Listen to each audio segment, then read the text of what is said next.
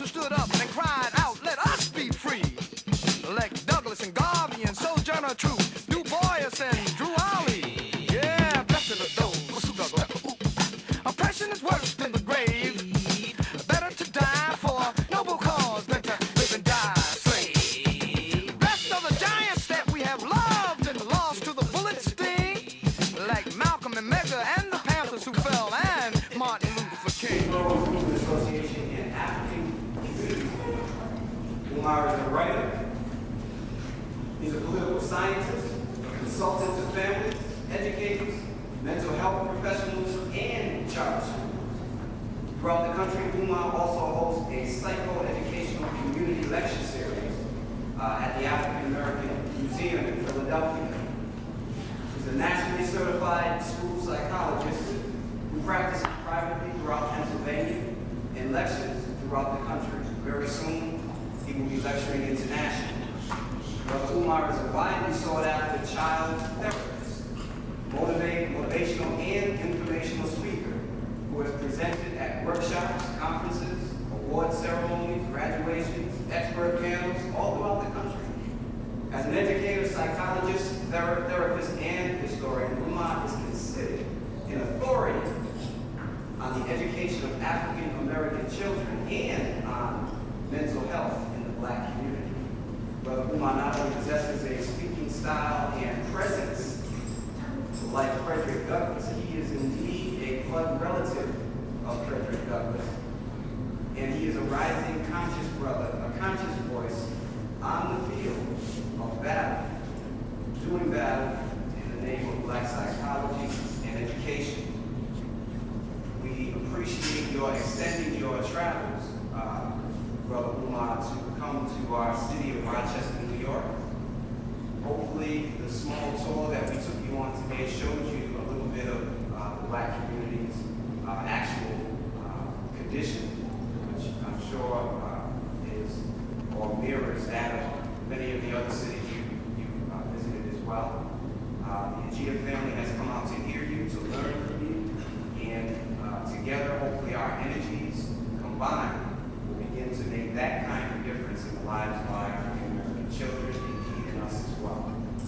Y'all put your hands together for the next speaker, Brother Umar Abdullah.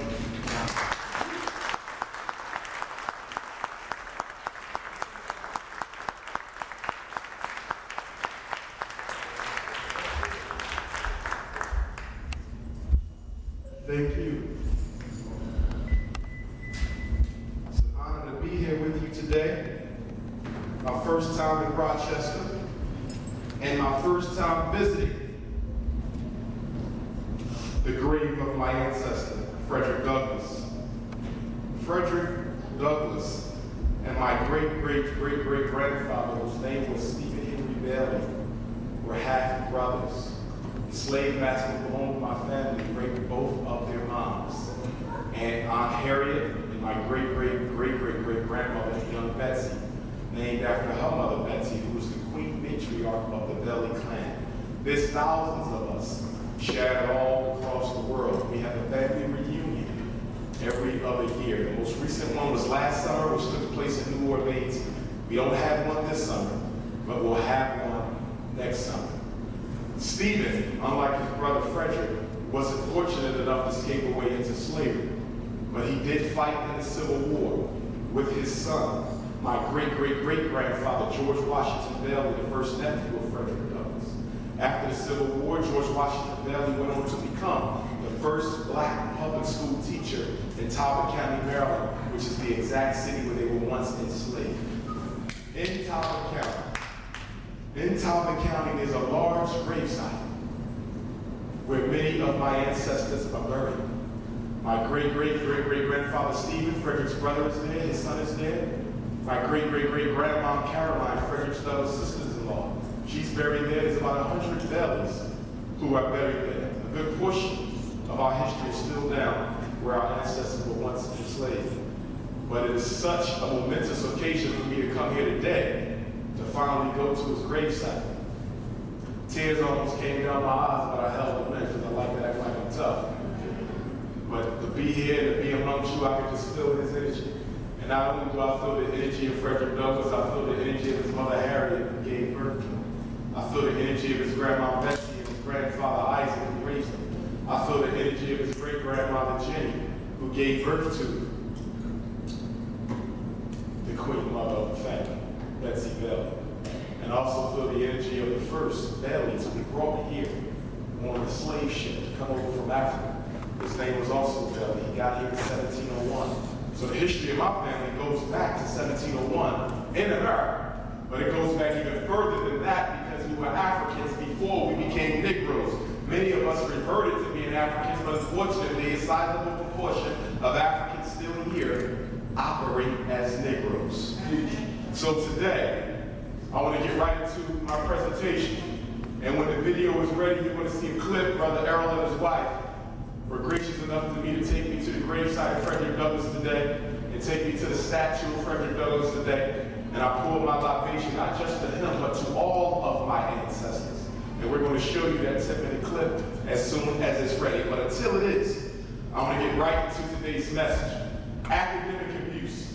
And what can you do as a parent to make sure your son or daughter or grandchild, niece, nephew, next door neighbor is not academically abused at the hands of public school, or academically abused at the hands of charter schools, or academically abused at the hands of private or parochial schools? Because unfortunately, as a community, we have lost the lesson of Fredrick Douglass and my second greatest male hero, the Honorable Marcus Messiah Garvey, who taught us that which must be done by ourselves. And my first message to you today is that I do not believe we should spend the next 100 years trying to force the public school system to do what's right for our children and build our own schools for our own children. That's the solution. Black people in America gross nearly $1 trillion in the United States economy.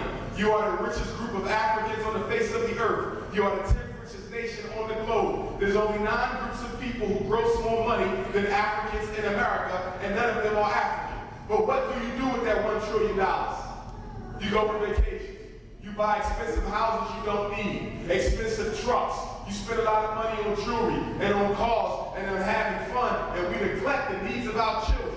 Understand this. The reason why black children do not respect their parents as much as you and I did is because we allow them to get mistreated by outsiders and do nothing about it. It is insane for a boy to want to put up with what they have to suffer from in the public school district. When you see a black boy drop out of high school, when you see a black girl drop out of middle school, recognize the reason they're leaving is not because they don't value education. They do not value the mistreatment that they receive. There is nothing natural about a black boy accepting emasculation from a female teacher. He is a man in development, and no man is going to allow anybody to take away their self-respect and pride. So if you want to know why the young men are dropping out, they dropping out because the black community is not dropping in and sitting in and making the changes that are necessary to our community.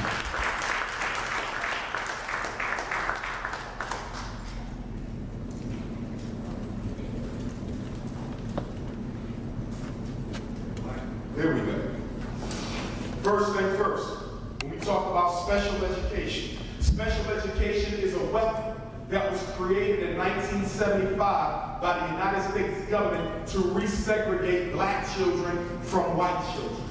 I want to make sure you understand this. Special education came to us in the form of the Education for All Handicapped Children Act of 1975. Prior to 1975, there was no federal special ed program in America.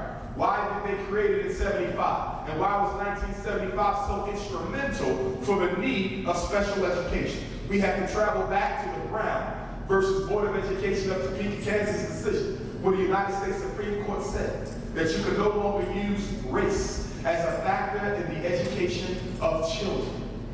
When that decision was handed out by the Supreme Court, certain white people in certain places began to look for strategies that they could use to resegregate black kids from white kids. And because they couldn't use color, they had to come up with something else.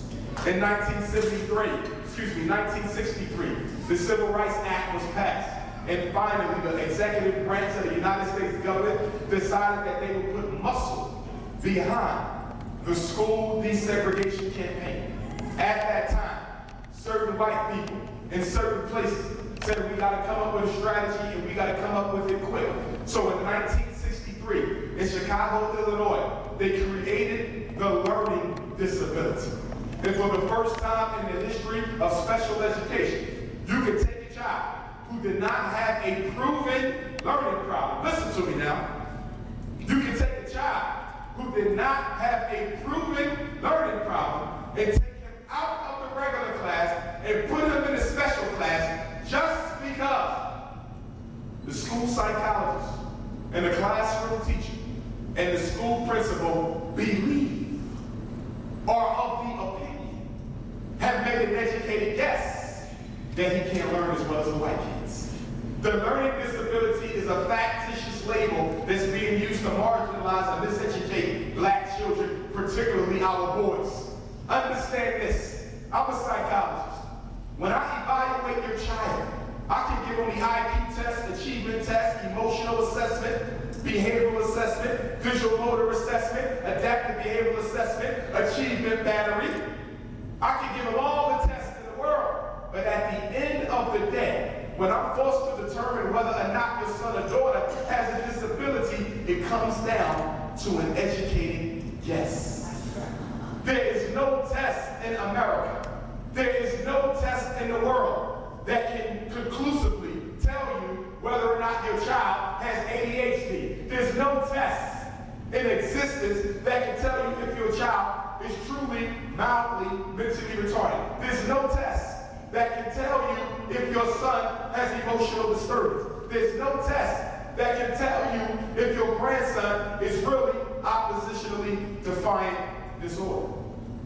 So if we can't prove it in the lab, and if there is no x-ray, and if there is no MRI or CAT scan that can conclusively rule in or rule out the presence of a behavioral disorder or a learning disability, why is it that so many black children are struggling and drowning in the world of special education?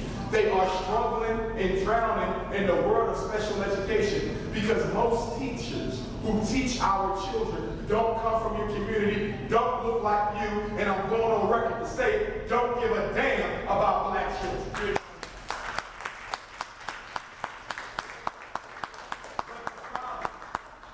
The problem is not the system. I'm a Garveyite, so I always look for the role we play. Can you put a child in special ed against parent wishes? No, you can't. Can you diagnose a child with ADHD if the parent didn't sign permission for the evaluation? No, you can't. Can you segregate them in a learning support classroom or a life skills classroom or an emotional support classroom without parent permission? No, you cannot. Can you medicate a child without parent permission? Can you give them Adderall, Encycler, and Prozac, Depakote, Paxil? Can you give them drugs without parent permission? No, you can't. So the responsibility for the educational massacre that's taking place against our boys is ours. Parents, when you leave here today, I don't ever want you to sign another piece of paper that the principal or teacher pushes in your face unless you totally understand it and totally agree with it. Are you with me? Y'all got a bad habit of signing anything that the school puts in your face and you signing your child's future away. Understand this. Special education is legalized segregation. Special education is legalized segregation. And because the children are believed to have learning disabilities, guess what? They will get pushed on to the next grade even if they don't know anything. Because why? He's mildly mentally retarded. He can't learn. We shouldn't punish him by keeping him back another year. Let's just go ahead and push him out. He can't help it. He got ADHD. We shouldn't punish him again by making him repeat the 4th grade. Just push him on to the 5th.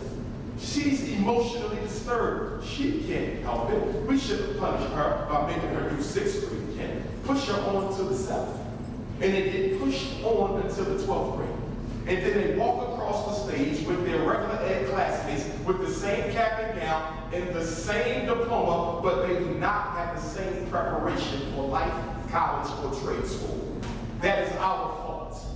1 out of every 4 black boys in the United States of America will get a high school diploma. 3 out of 4 will not.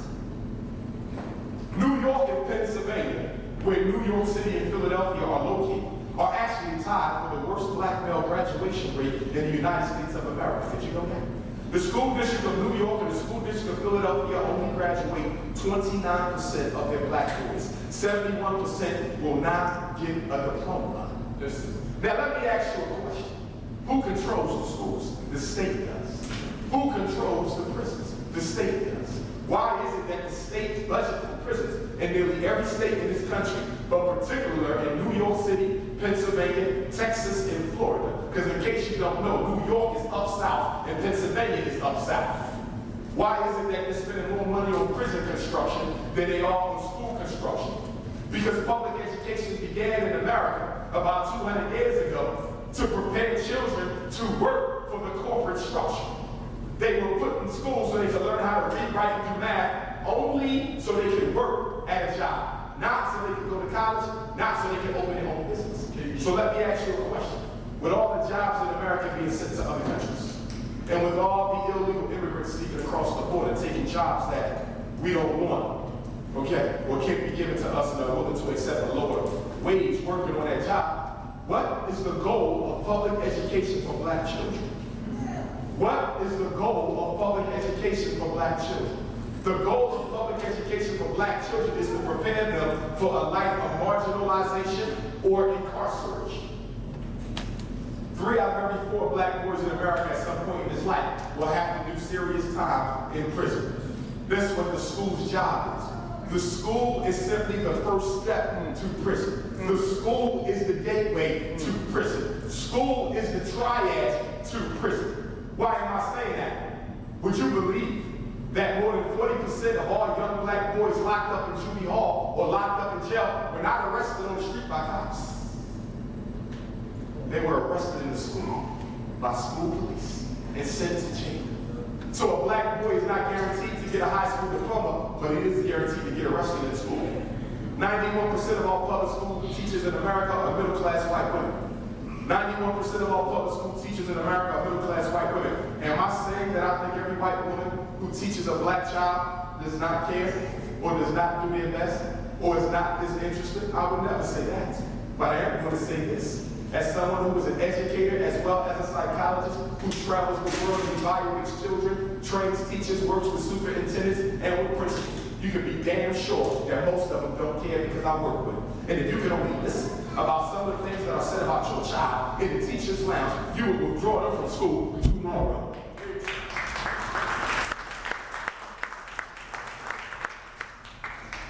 Learning disability. The failure on part of a child with normal intelligence to learn an academic skill. Learning disability. The failure on part of a child with normal intelligence to learn a scholastic skill. What is wrong with the definition, black people? If your child has normal intelligence, how is it possible that your child can't learn how to read? If your child got normal intelligence, how is it possible that he can't learn how to write? If your child got normal intelligence, how is it possible that they can't learn how to do math? Why are you allowing school psychologists to tell you your kids got learning problems when ain't nothing wrong with them? The school has an academic problem. The problem is this: public education in America is designed as such that whenever a child fails, the parent, the child, or the community are responsible for it. Teachers are never the blame. Principals are never the blame. Superintendents are never the blame. They always blame you and your baby. Let me ask you a question. If you go to a mechanic and get some brakes put on your car, and they wasn't putting that car correctly, you end up, God forbid, getting into an accident. Can you be blamed for the fact that the brakes didn't work? If you go to the supermarket and buy some food and you take it home to cook it and find out that the food was molded or stale or old, can you be blamed for the fact that you did not know that the bread or the butter was no longer current? No, you cannot. Why? Because you don't make butter, you don't make bread, you don't fix cars. Educators are trained to educate children, so why in the hell we let them tell us it's our fault when they fail our kids? Public education is the only. Public education is the only industry in America where the employees do not get fired even if it has been proven that they can't do their job. When's the last time you came across a teacher who got fired for being a poor teacher? You never found it. I share. Lawyers are disbarred every day in America for not doing the job correctly. Doctors lose their licenses every day in America for not doing their job correctly. Psychologists are stripped of their licenses and certifications every day for not doing their job correctly. People with everyday jobs are fired for not being able to do their job correctly. So can you tell me why teachers are never fired for miseducating black children? The reason teachers are never fired for miseducating black children is because the National Education Association and the American Federation of Teachers, the two largest teacher unions in America, have bullied every school district in America into a mandatory situation where after a teacher has taught for 3 years, she will have her job for the rest of her life until she's ready to walk. Every last one of y'all know 5 teachers who should have been fired 10 years ago. Your teacher is still there, and she should have been fired before you graduated. But she's still there. You know why? Because in public education, you don't get fired for being a poor teacher. So let me ask you another question. In behavioral psychology, we're taught 2 laws. The first law is that all behavior is a function of where it happens. All behavior is a function of where it happens. The second law, all behavior is a function of the consequences that follow. Did you hear what I said?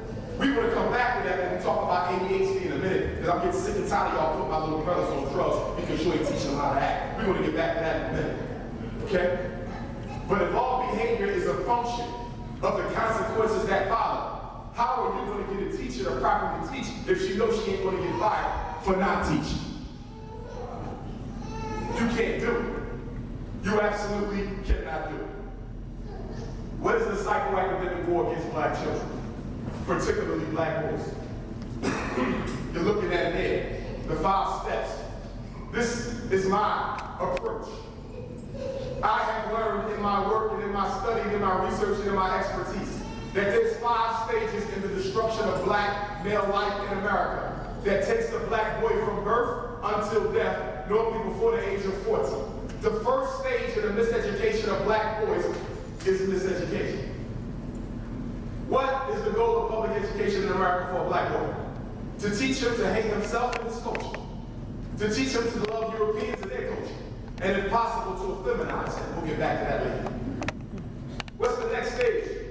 If the boy does not submit to having his spirit broken by the American miseducation system, listen to me. If your son does not submit to allowing his spirit to be broken or feminized, he's then put on drugs. If we can't shut it down consciously, we'll shut the whole brain down to chemicals. Black boys who are born leaders. Black boys who are born with strong revolutionary spirits. Black boys who have been taught powerful self-respect will not accept that type of treatment by anybody, particularly a woman from another race. And that's why they're dropping out by the busloads, black people, because they are not going to take it. The brothers you see on the corner are some of the best resources we're going to have as we prepare to take ourselves back to where we are. The problem is we are not engaged in them. We're looking at them like something's wrong with them because they refuse to be emasculated and miseducated. The problem is there's something wrong with you.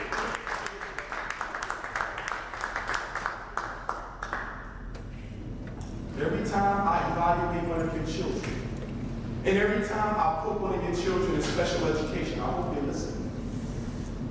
If I take any baby in here and diagnose him as retarded, or autistic, or emotionally disturbed, or learning disabled, or if I put him in special ed for ADHD, or if I say he's blind or deaf, or has an orthopedic impairment, or traumatic brain injury, or if he's deaf and blind together, if I classify him with any other 13 special education labels, the school district gets from President Obama and the United States Department of Education approximately $10,000 extra each and every year that your child is in special ed. I'm going to say it again because I saw some of y'all just woke up and heard it. Special education is not a program.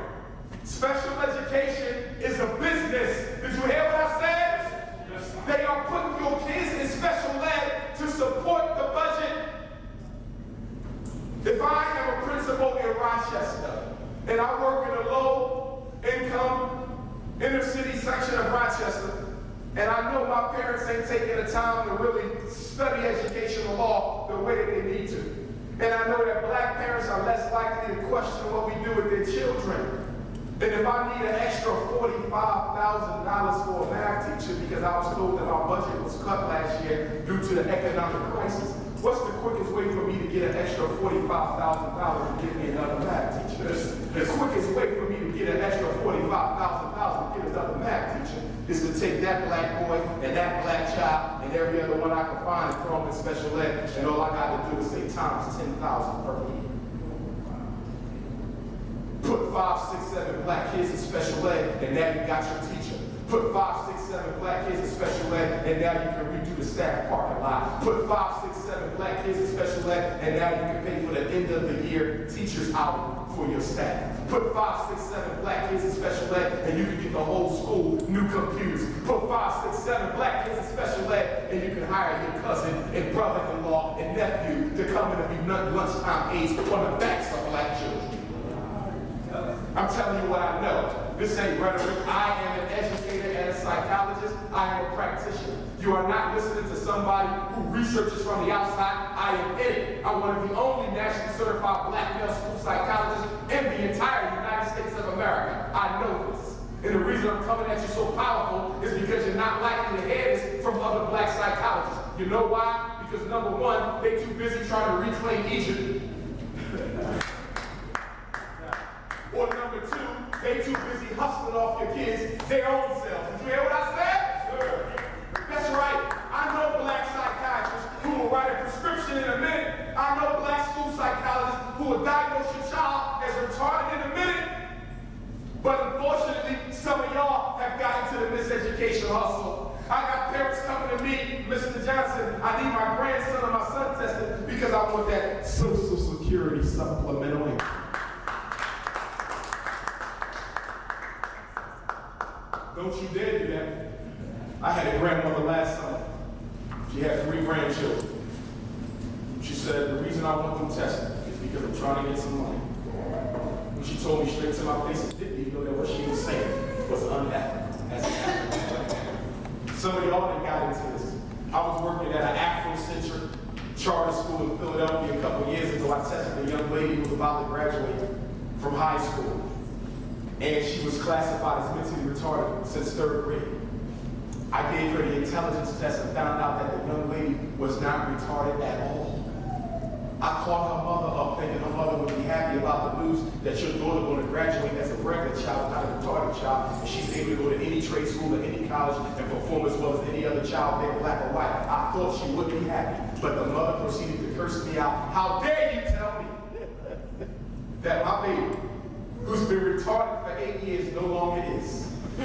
I want her to stay retarded. This is what she told me on the phone. Do you know why she wanted her to stay retarded? Because mentally retarded children get some of the highest SSI reimbursements from the state. She's living off her child's so-called handicap. Black parents, don't you dare hustle your children. It's bad enough the school hustling them. It's bad enough the psychiatrist is hustling them. It's bad enough that social workers are hustling them. It's bad enough that prisons are hustling them. Don't you dare hustle your children. It ain't worth it flushing their future down the drain for a couple of measly $100 a month. Psychotropic medication stage 2. Did you know, in the year 2000, the Food and Drug Administration, the FDA, the same industry that's supposed to be protecting you and your children from dangerous medication, passed a regulation saying that you can now give children medicines that were designed for adults. That was in 2000, just 11 years ago. That medicine your baby taking was not designed for a 6-year-old brain. It was not designed for a 7-year-old brain. It was designed for a 30-year-old brain. So if you give a 7-year-old brain medicine that was designed for a 30-year-old brain, do you know what you're doing? You are causing brain damage because the level of toxicity exceeds what their bodies can handle. Do you know that the brain does not stop growing until the age of 30? The brain does not stop growing until the age of 30. But if you introduce Ritalin into that brain at 7, or if you introduce Cycler into that brain at 8, if you introduce Adderall into that brain at 9, you introduce Certera into that brain at 10, what does the medicine do to the going brain? It steps on the brakes to shut the whole thing down. The research from Europeans have proven children are taken reduces the growth of the brain and stunts the growth of the body. So we are going to see in the next 20 years an entire generation of young black boys who are no taller than 2.5 feet. I feel sorry for my sisters who have got to get married in 10 years because they all don't have midgets to marry. This is the reality. But what are some of the other side effects of these drugs?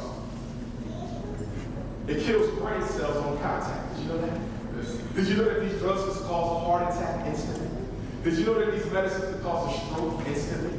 Did you know that these drugs induce epilepsy, diabetes, schizophrenia, tics, tremors, hallucinations, and delusions? If you don't believe it, because I don't want you to take anything I say here on face value, I want you to go and research it when we're done.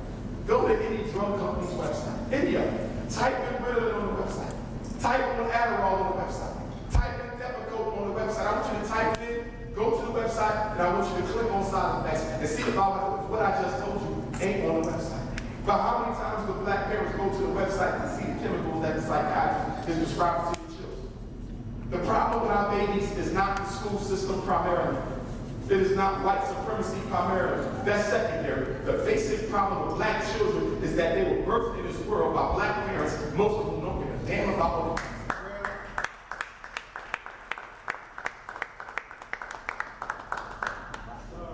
I'm getting sick and tired of hearing the old stories about how when I grew up, I couldn't talk back to my adults. When I grew up, the next door neighbor could punch me.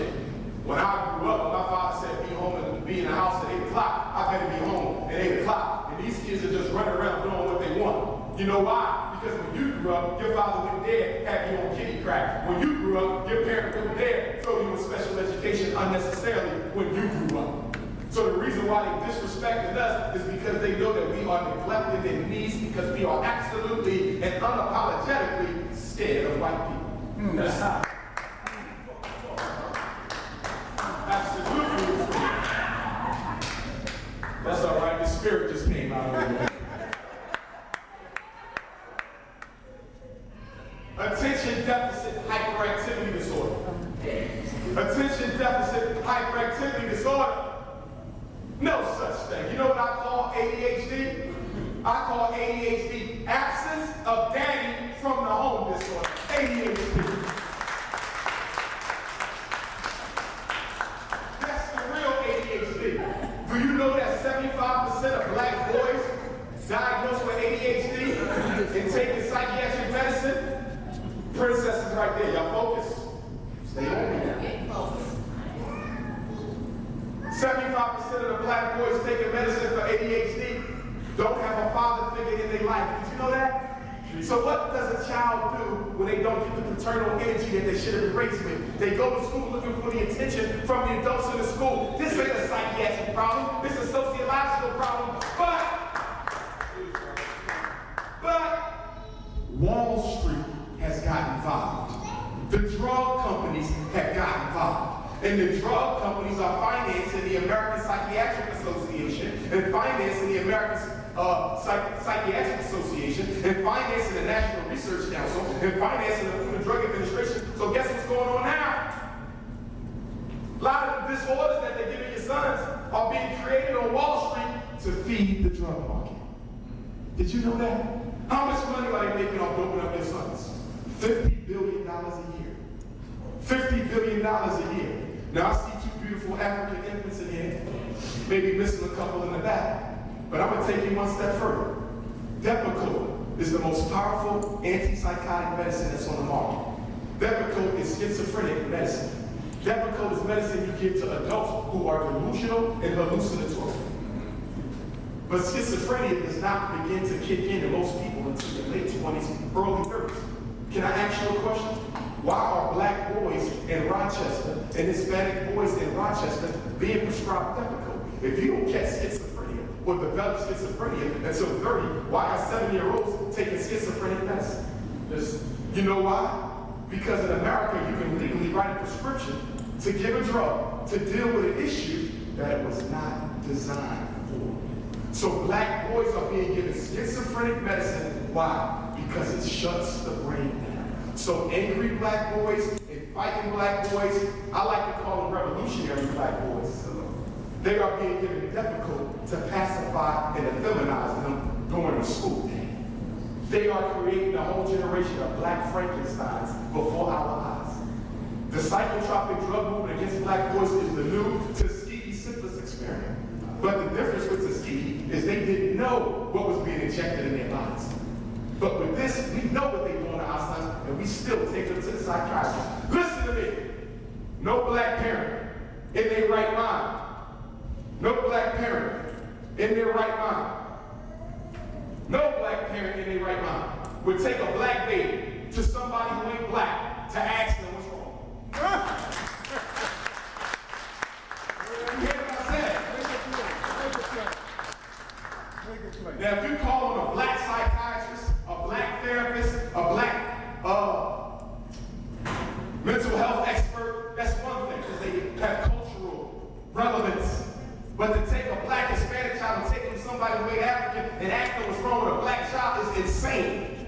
But the problem with the black community is that we've been doing insane things so long, they normal. There's nothing normal about a black boy growing up without his dad, but it's been going on so long in the black community, it's normal. There's nothing normal about a black woman putting a blonde wig on her hair when black people don't grow blonde hair. But we've been doing it so long that it's normal. There's nothing normal about our daughters wanting hazel and green and light blue contacts for their birthday. Black people aren't born with those color eyes. Once in a while you get one. Okay? But we've been doing it so long, it's normal. There's nothing normal for the fact that African men marry outside their race more than the men of every other race put together since 1967. But we've been doing it so long, it's normal. So what we have to do is wake up African people and begin to do what? Analyze our behavior. We have a paralysis of analysis in the black community. We simply take what the radio say, take what the TV say, take what Obama say, take what your mayor say, take what your governor say, and don't question anything about it. That's called slavery. Right. See, parents, you got to take control over your children. Stop giving the state control over your children. See, you can't send them to their school and say, please teach them. You can't send them to the psychologist and say, please help. You can't send them to the psychiatrist and say, please give them a prescription. You cannot do all of that. And then when Child Protective Services shows up on your front door and says, we're taking these kids to foster care, you can't take him. He's my baby. Well, if he was your baby, why didn't you educate him? If he was your baby, why didn't you work with his problems? Why did you send him to us? If he was your baby, why do you always send him to us when you have a problem instead of solving it yourself? Obviously, you wanted the state to take over parental rights. And that's what they're doing. We have to keep our kids out of special education. And we got to keep them off the drugs. Your problem is what? You put them on the drugs, and then you want to take them off. What's the problem with that? Number one, the child might already be chemically addicted to the substance.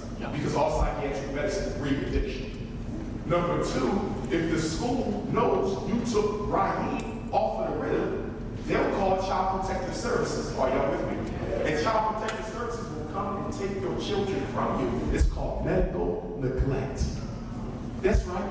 I know parents all across this country who no longer have their kids because they heard one of my lectures or read one of the books I recommended or went to the drug company's website and saw the side effects and said, I'm not going to give this to my son no more. And guess what? The son told the teacher that he's no longer getting the medicine. The teacher told the principal called Child Protective Services. They came out to the house, asked the mom or the father or the grandparent, did you stop giving your child this medicine prescribed by the psychiatrist? Yes, I did, because it's dangerous. You are not allowed to do that. Either start giving them the medicine or we will take the children and give them the drugs ourselves. I'm telling you what I know.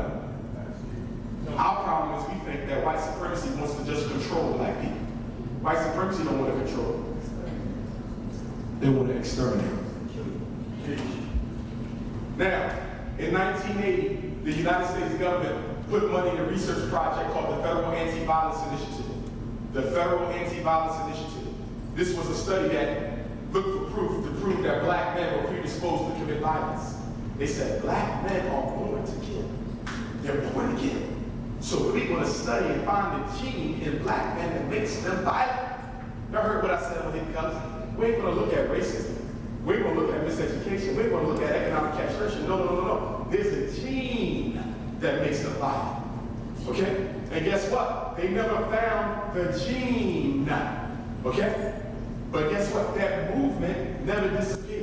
That movement to prove that black boys had a gene that made them violent came back as ADHD, came back as conduct disorder, came back as oppositional defiant disorder. Every time you give one of my little brothers a pill, you are reinforcing a racist notion that black men are stuck in the chains of human evolution. They have not quite developed as much as white people, and they're only a little bit more removed than being a monkey in the jungle. And so if you want to control a monkey, you don't teach them how to act. You simply give them drugs because they lack the intellectual capacity to be taught how to act. This is the science that underlies ADHD. This is the science that underlies ODD. This is the science that underlies conduct disorder. Let me ask you a question. Why do we no longer diagnose children with ADD? Attention deficit disorder used to exist. It doesn't anymore. There's only ADHD, ADHD primarily hyper, or ADHD primarily inattentive, or ADHD combined. But there is no more ADD. Do you want to know why? The drug companies do not have any medicine that can make your child pay attention. So whenever a black boy was diagnosed with ADD, he did not get any medicine because there is no medicine that can make you pay attention. The medicine only does what? Calm you down. So they threw ADD in the trash. And so now, every time a child goes to the psychologist or psychiatrist for a diagnosis, I have to choose ADHD, even if he's not hyper. This is the law. I'm telling you what it is. There's 3 books that everybody in here better go buy. First one is a pocket-sized school law book. You need a pocket-sized school law book. You know why? Because your child's educational rights gets violated every day, but you don't know the law. Did you hear what I said? Just like we have criminal law, family law, economic law, there's school law. Let me give you a school law quiz.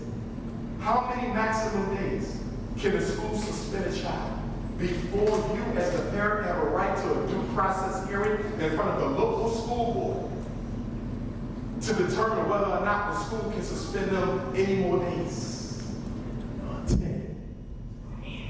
Beyond 10 days, due process is supposed to take place. Why? Because your child is systematically being excluded from their education. That's right. People keep asking me, why is it that the Asian kids outperform the white kids? Why is it that the white kids outperform the black kids? Are Asian kids smarter than white kids? And are white kids smarter than Asian kids? Excuse me, are white kids smarter than black kids? It ain't got nothing to do with intelligence. You know why the Asians are outscoring everybody? Because when the Asian kids get out of school at 3 o'clock, there's a second school from 4 to 7. You know why the white kids are outperforming the black kids? Because the average middle-class white child studies 8 to 12 hours a week. The average Oriental child spends about 15 hours a week studying outside of school. And the average Raheem in Little John is only spending 45 minutes a week studying outside of school because us as black men have created an exclusive sports culture where every Negro baby born in the black community are taught that the only thing you are good for is to catch footballs and shoot basketballs.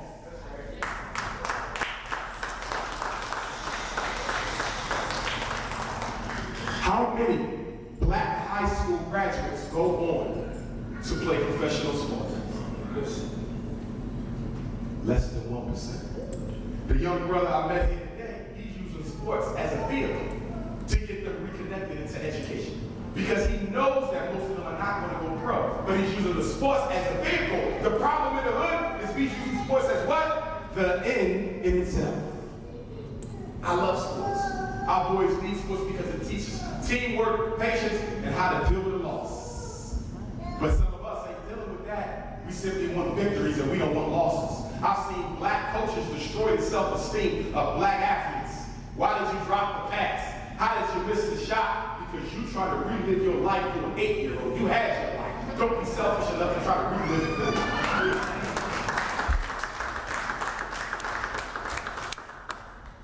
For my mothers with infants, I don't want to catch them on the white kids. I don't want to see my babies on Similac or Isolate. Why don't I want to see black children on Similac or Iceland. I want y'all to listen to me. A minute ago, I told you about Depakote, right? The most powerful antipsychotic in the world. Do you know that Depakote, the most powerful antipsychotic in the world, is made by Abbott Laboratories? And Abbott Laboratories also makes the #1 selling infant formula in the world. It's called Similac. Similac is made by the same people who make Depakote. Do you know what that means? When our babies are crying, they're not crying because they're hungry. They're crying because they're addicted to the chemicals in the breast formula. Stop feeding your kids machine milk. Supreme Consciousness gave you breast with nutrients in it. The problem is we got better things to do. These young girls have these babies and drop them off at grandma. I got better things to do. And now the children are being turned into drug addicts their first day of life. Because you don't want to pump no milk. My breast hurt. And so now we got a whole generation of baby crack addicts. They're not even in preschool yet, and they already know what it feels like to be high. Before I go to incarceration, I was told that the video is ready. Brother Errol earlier took me to Fredrick Douglass gravesite, and we did a little video at the gravesite, so I want to show that to you right now because I'm proud of finally getting a chance to visit the gravesite of Uncle Fred. So we're going to show that at this point.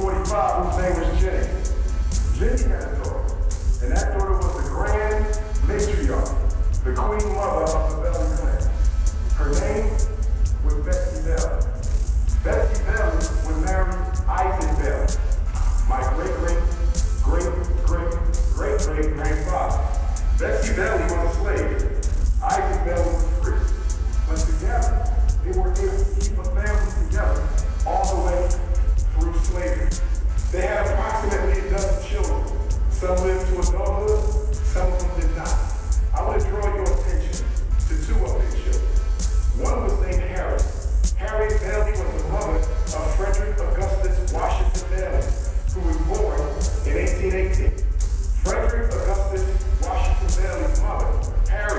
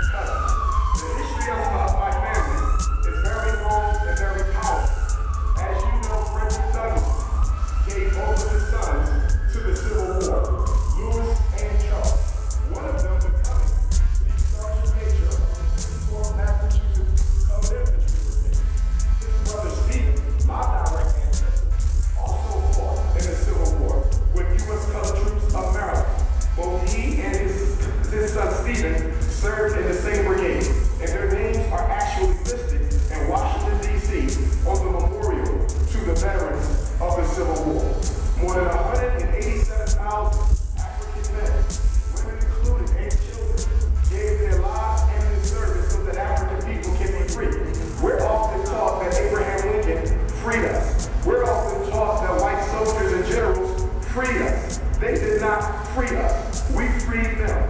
Prior to Fredrick Douglass and his colleague, Martin Delaney, the grandfather of Pan-Africanism, prior to them convincing Abraham Lincoln that if he did not allow Africans to join the Civil War effort, they would end up losing the entire country to the Confederacy. The Union was losing. And when you read the transcripts and remarks of white generals who served and soldiers who served in the Civil War, nearly all of them on the Confederacy as well as on the Union side credit black men for keeping America a single nation as opposed to two nations.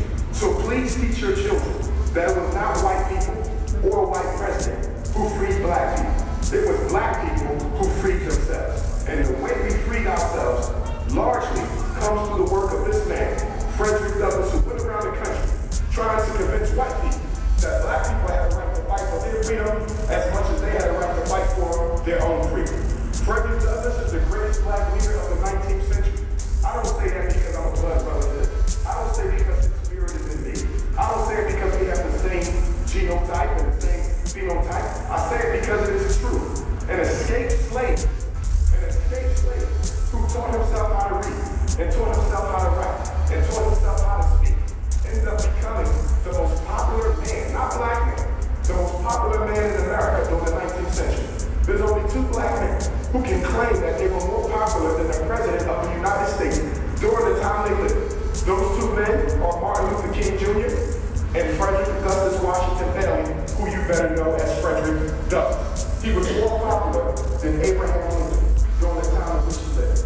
This man has inspired me more than any of my other heroes, including the Honorable Marcus Messiah Garvey, whose chain I wear around my neck, because it is this man, this blood ancestor, whose spirit continues to dwell amongst African people, who continues to remind me of my obligation to our people. He said, if there is no struggle, there is no progress. Those who profess the faith of freedom and yet deprecate agitation are like men who want crops without pulling up the ground. They want rain, but they don't want the thunder and the lightning.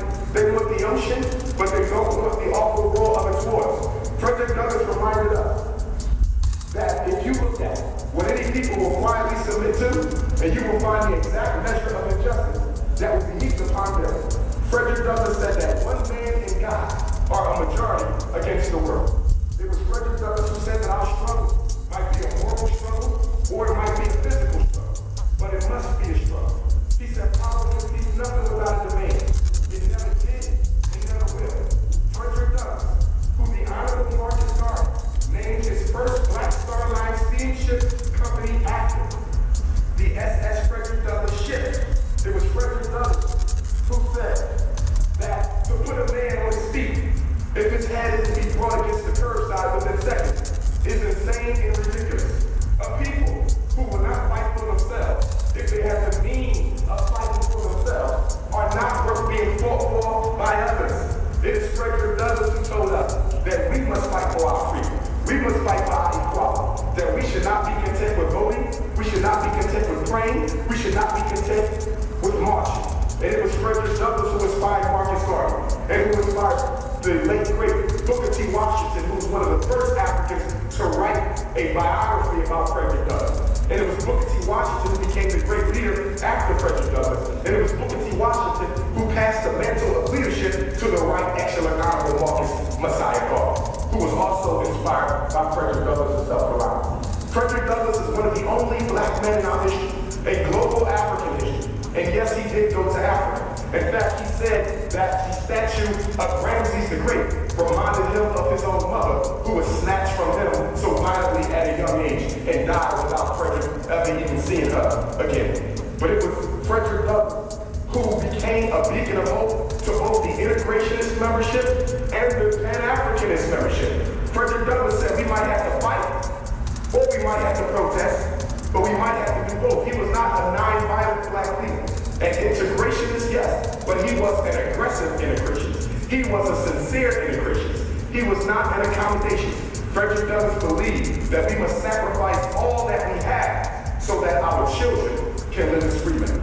As for me, my great-great-great-great-grandfather, Stephen Henry Bailey, Fredrick's brother and cousin, married Grandma Caroline. They gave birth to approximately a dozen children also.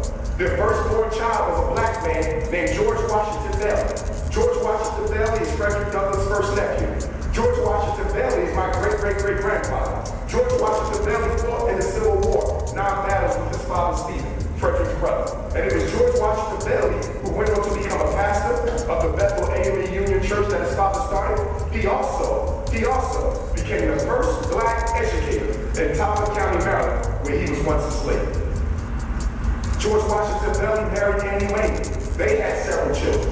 One of their children was named Caroline, named after George's mother. Caroline, Frederick's sister-in-law. Caroline would have a daughter by the name of Vivian, and Vivian would have a daughter by the name of Ida, and Ida would have a daughter by the name of Jamal. And Jamal and my mother, Barbara, would give birth to me in August 21st, 1974, the bicentennial of my great-great-great-great-great-great-grandmother, Betsy Bailey's birth. She was born in 1774, and I was born in 1974. There are no accidents in nature, and there are no accidents in spirit. I wear the t-shirt of Nat Turner, on whose day I was born. And after the Nat Turner revolt, which I believe helped inspire Fredrick Douglass to seek his escape, he later escaped to freedom and picked up the mantle of Nat Turner and began to fight for freedom all over the world. So I'm here to say that we have to teach our children who they are. You may not be related to Fredrick Douglass, but you are related to great African people, whether they are famous or not. You are related to great African people, whether they are popular or not. It's time for us to sit our children down and teach them who they are. It's okay to belong to a religion, but the fundamental identity is a racial identity. It is an African identity. It is a historical and a cultural identity. So even if they're Muslim or Christian, even if they're Yoruba, even if they are Khan or Dogon, even if they follow the Kemetic system, even if they're light skin or dark skin, even if they speak Spanish or English, we are all one African people. So I want to wrap this up by saying that I'm so very honored to be here in Rochester, New York for the very first time. This is my first time visiting the grave of my great-great-great-great-grand-uncle and cousin, Fredrick Douglass Washington Bailey. And when we're done with our video, I'm going to pour a libation to show respect for Uncle Fred and for the legacy and the example that he left to me and that he left to all African people. And I am now going to offer my prayer in the African tradition. We pour water out to pay respect for our ancestors. We do not worship our ancestors. We simply acknowledge their presence. In the African tradition, our ancestors are not dead. Yes, the body has returned to the earth, but the spirit is here now. And Uncle Fredrick has more power now to help me and help my family and help the race than he did when he was in the flesh, because he was now much closer to the Most High. So that's going to offer my libations in prayer, and this can also be on tape if you so desire.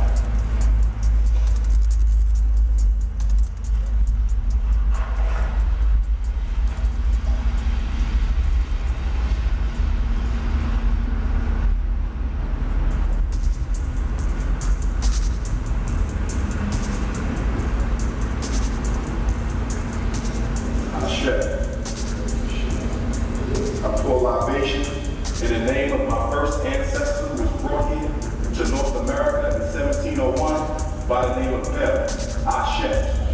I pour libation in the name of his daughter Jenny, born in 1745, the first member of my family to be born in slavery.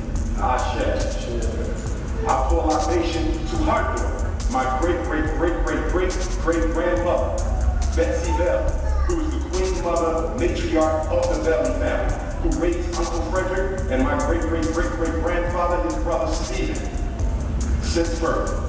Grandmother Betsy Bailey, I now pour libation to her husband, my great-great-great-great-great-great-grandfather, Isaac Bailey, who was a free man.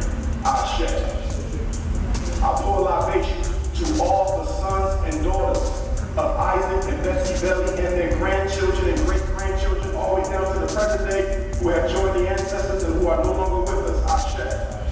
I pour libation to my great-great-great-great-great-aunt Harriet Bailey, the mother of Fredrick Douglass. I pour libation to my great-great-great-great-great-grandmother, young Betsy, the mother of Stephen Henry Bailey and the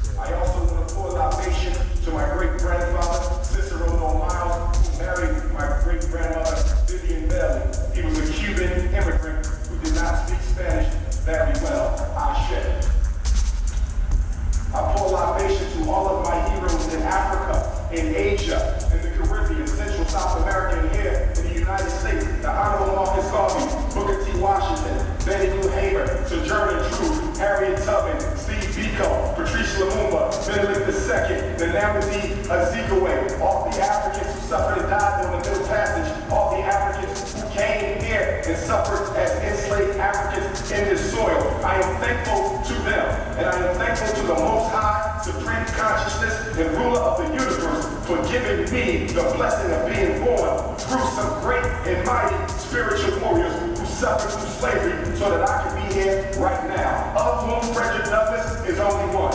Ashe. Ashe. Ashe. Ashe. Ashe. Ashe.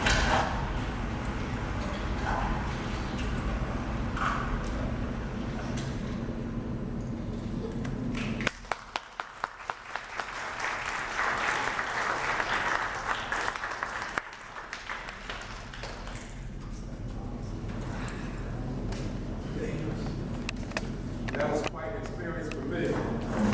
I see I was about to catch the ghost there for a minute, but I held off.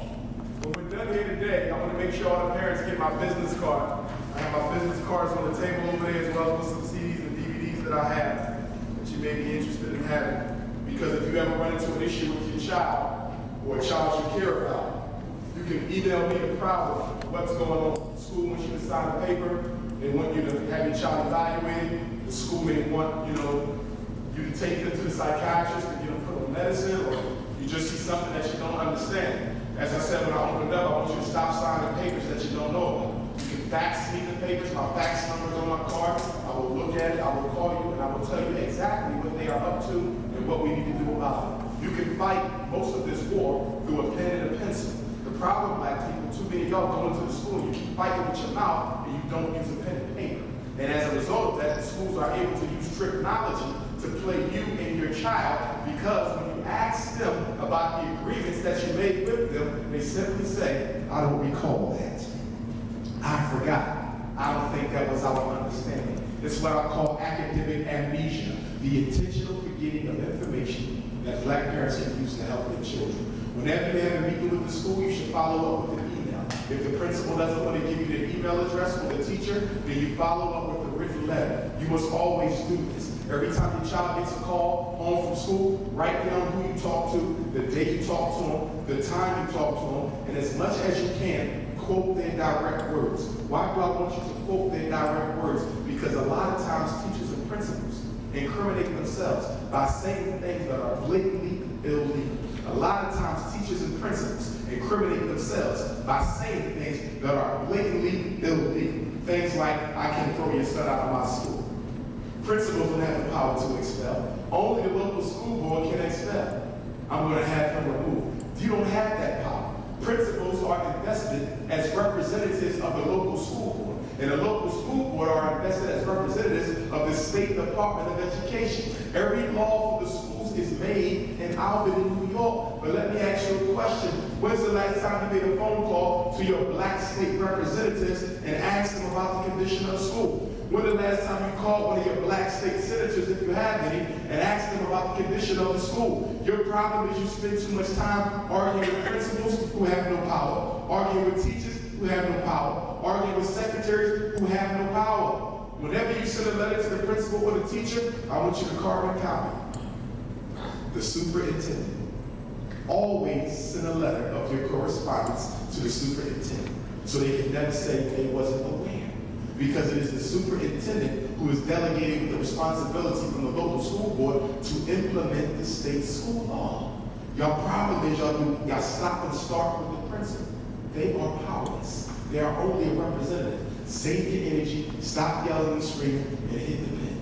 And when you write your letter, you want to send a letter to me before you send it into the school, because I'm going to add a couple of legal quotes in the letter so they know you're just not a silly Negro parent who don't know what they're talking about. Are you with me? Sure. Now, I was asked a question as to why there's so many young black boys being put in juvenile detention centers. Why is the incarceration rate so high for young black males and black men in general? That's because it's a eugenics strategy. Every black man in jail is being prevented from having the 2 black children he may have had he been out on the street.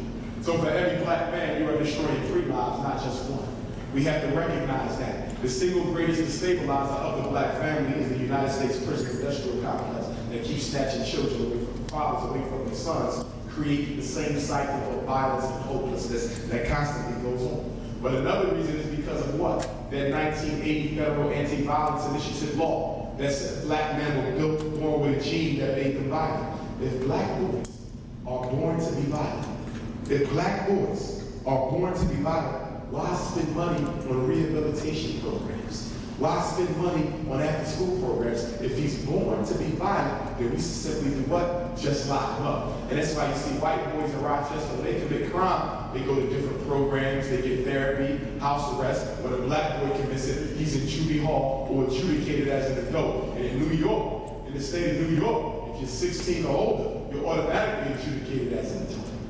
Kill them before they grow. But the question is, what are we doing about it? And why are we not putting pressure on the preachers and the imams and the religious leaders to get involved in this fight? Many of you go to the mosque, you go to the church, you go to the temple, and there's nothing wrong with that. But my question to you is this: why are you not asking your reverend and your imam, what are you doing about this war against our black boys? Any mega church, any black mega church in the United States of America that does not have a school for black boys is a sellout megachurch.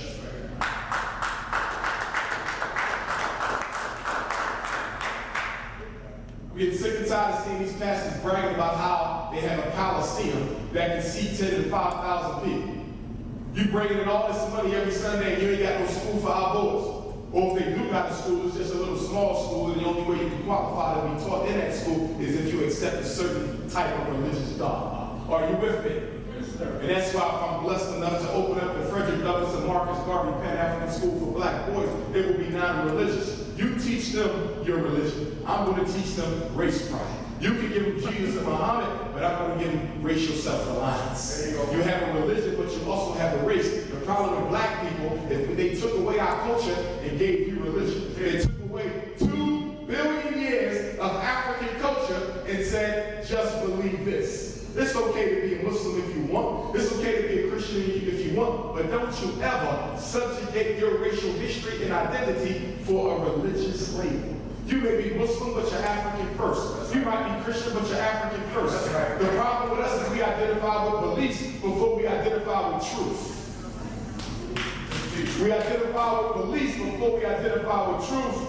I could put a Japanese man right there, and I could put an Italian man right there, and I could put an Arab man right there, and I could put a Negro right there. And if I ask the Japanese who he is, he'll say I'm Japanese. And if I ask the Italian who he is, he'll say I'm Italian. And if I ask the Arab who he is, he'll say I'm Arab. And if I ask the Negro who he is, he'll say I'm a Muslim or Hebrew or Moor or Christian.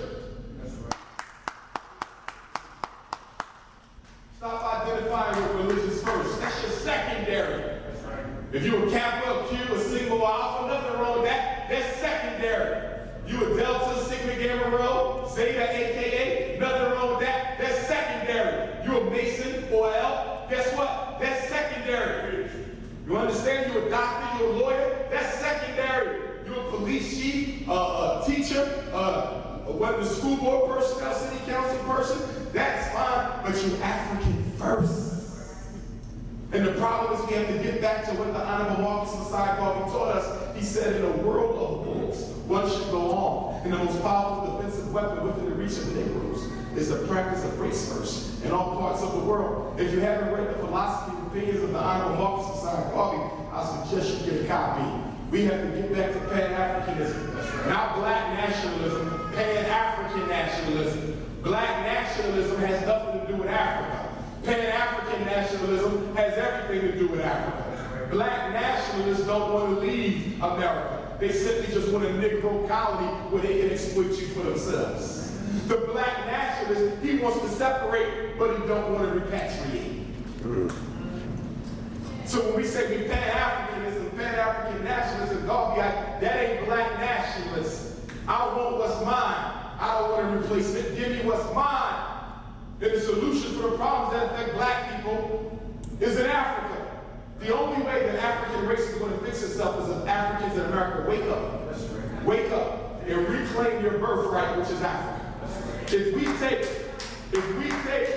the $1 trillion that we make in this country every year and invest that in the soil of Africa and invest that in institutions in Africa, even if you don't relocate, just invest it. That will automatically make Africa the superpower that it should naturally be anyway. And with Africa being the superpower that it should naturally be anyway, guess what? Police brutality in Rochester will slow down. Miseducation in Philadelphia will slow down. Joblessness in Chicago will slow down. Why? Because you got a mighty Africa who is now strong enough to tell the United States government, Britain, France, Belgium, and the UK, you will not mistreat our brothers and sisters in America. You won't mistreat them in Jamaica. You won't mistreat them in Brazil. You won't mistreat them in Rochester. You won't mistreat them in Philadelphia. Because if you mistreat them, these resources that I know you need will be cut. So yes, you can have a future outside Africa, but you can have no future without Africa.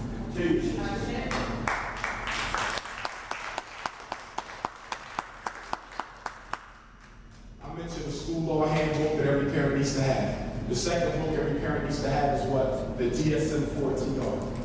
What is the DSM-14R? That stands for Diagnostic and Statistical Manual of Mental Disorders. If you forget the title, you can just email me, I'll send it to you. It is the Bible of psychology and psychiatry.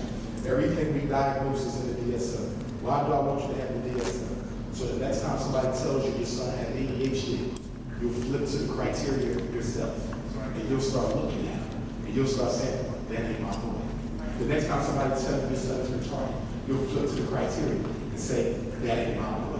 When they tell you that your son is ODD or conduct disorder, you will have the information you need to let them know there's no need for me to sign that paper for him to test my child because I already have the criteria and I know he don't qualify. What's the third book? The third book you need to have is a handbook of the side effects of psychiatric medication. Get you a handbook. I have one, I didn't bring it with me because I want you to see the side effects of the drugs that you're giving your children. What is the most dangerous side effect of the psychiatric medicine given to black boys? The most dangerous side effect is this. It interferes with the boy's ability to produce healthy semen in his testicles. Let me say it again. Psychiatric medicine interferes with the black boy's ability to produce healthy semen in his testicles. So when he's old enough to have children, he won't be able to because his mother or his father allows somebody to diagnose him and give him medicine so he can sit still long enough to be miseducated. How many of you have seen the school board budget for Rochester schools? How many of you know who gets contracts for the miseducation of black children?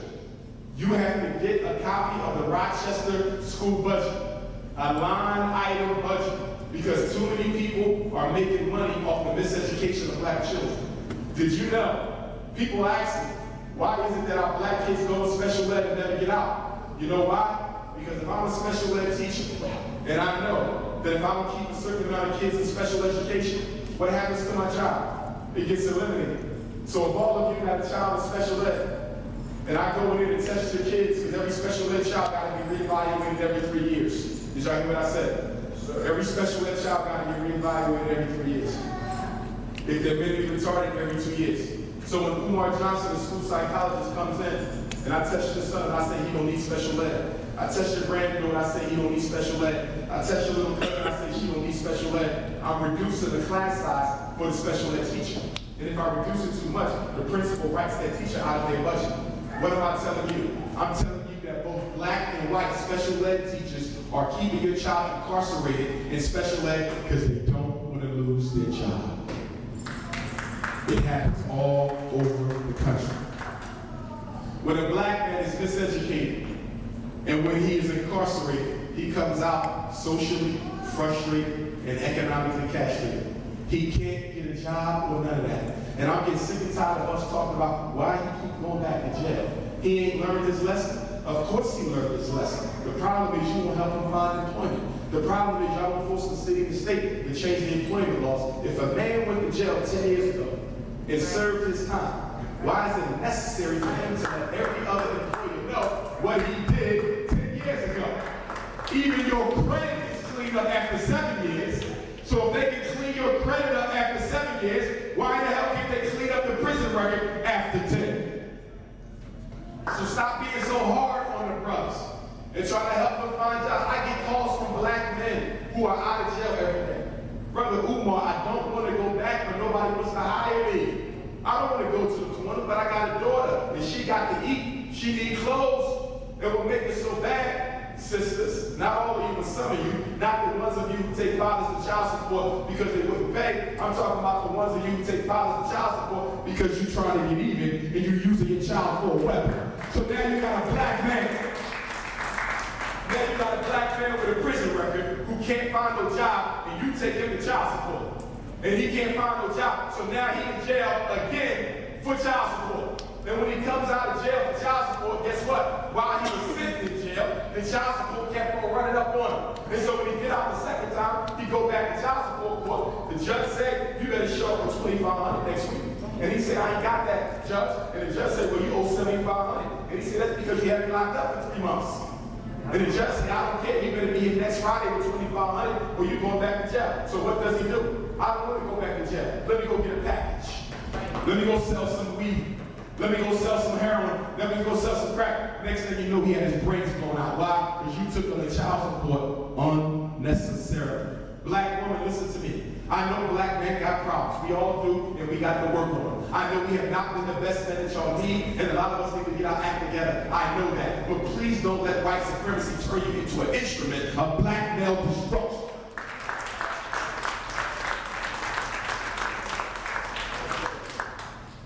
And extermination speaks for itself.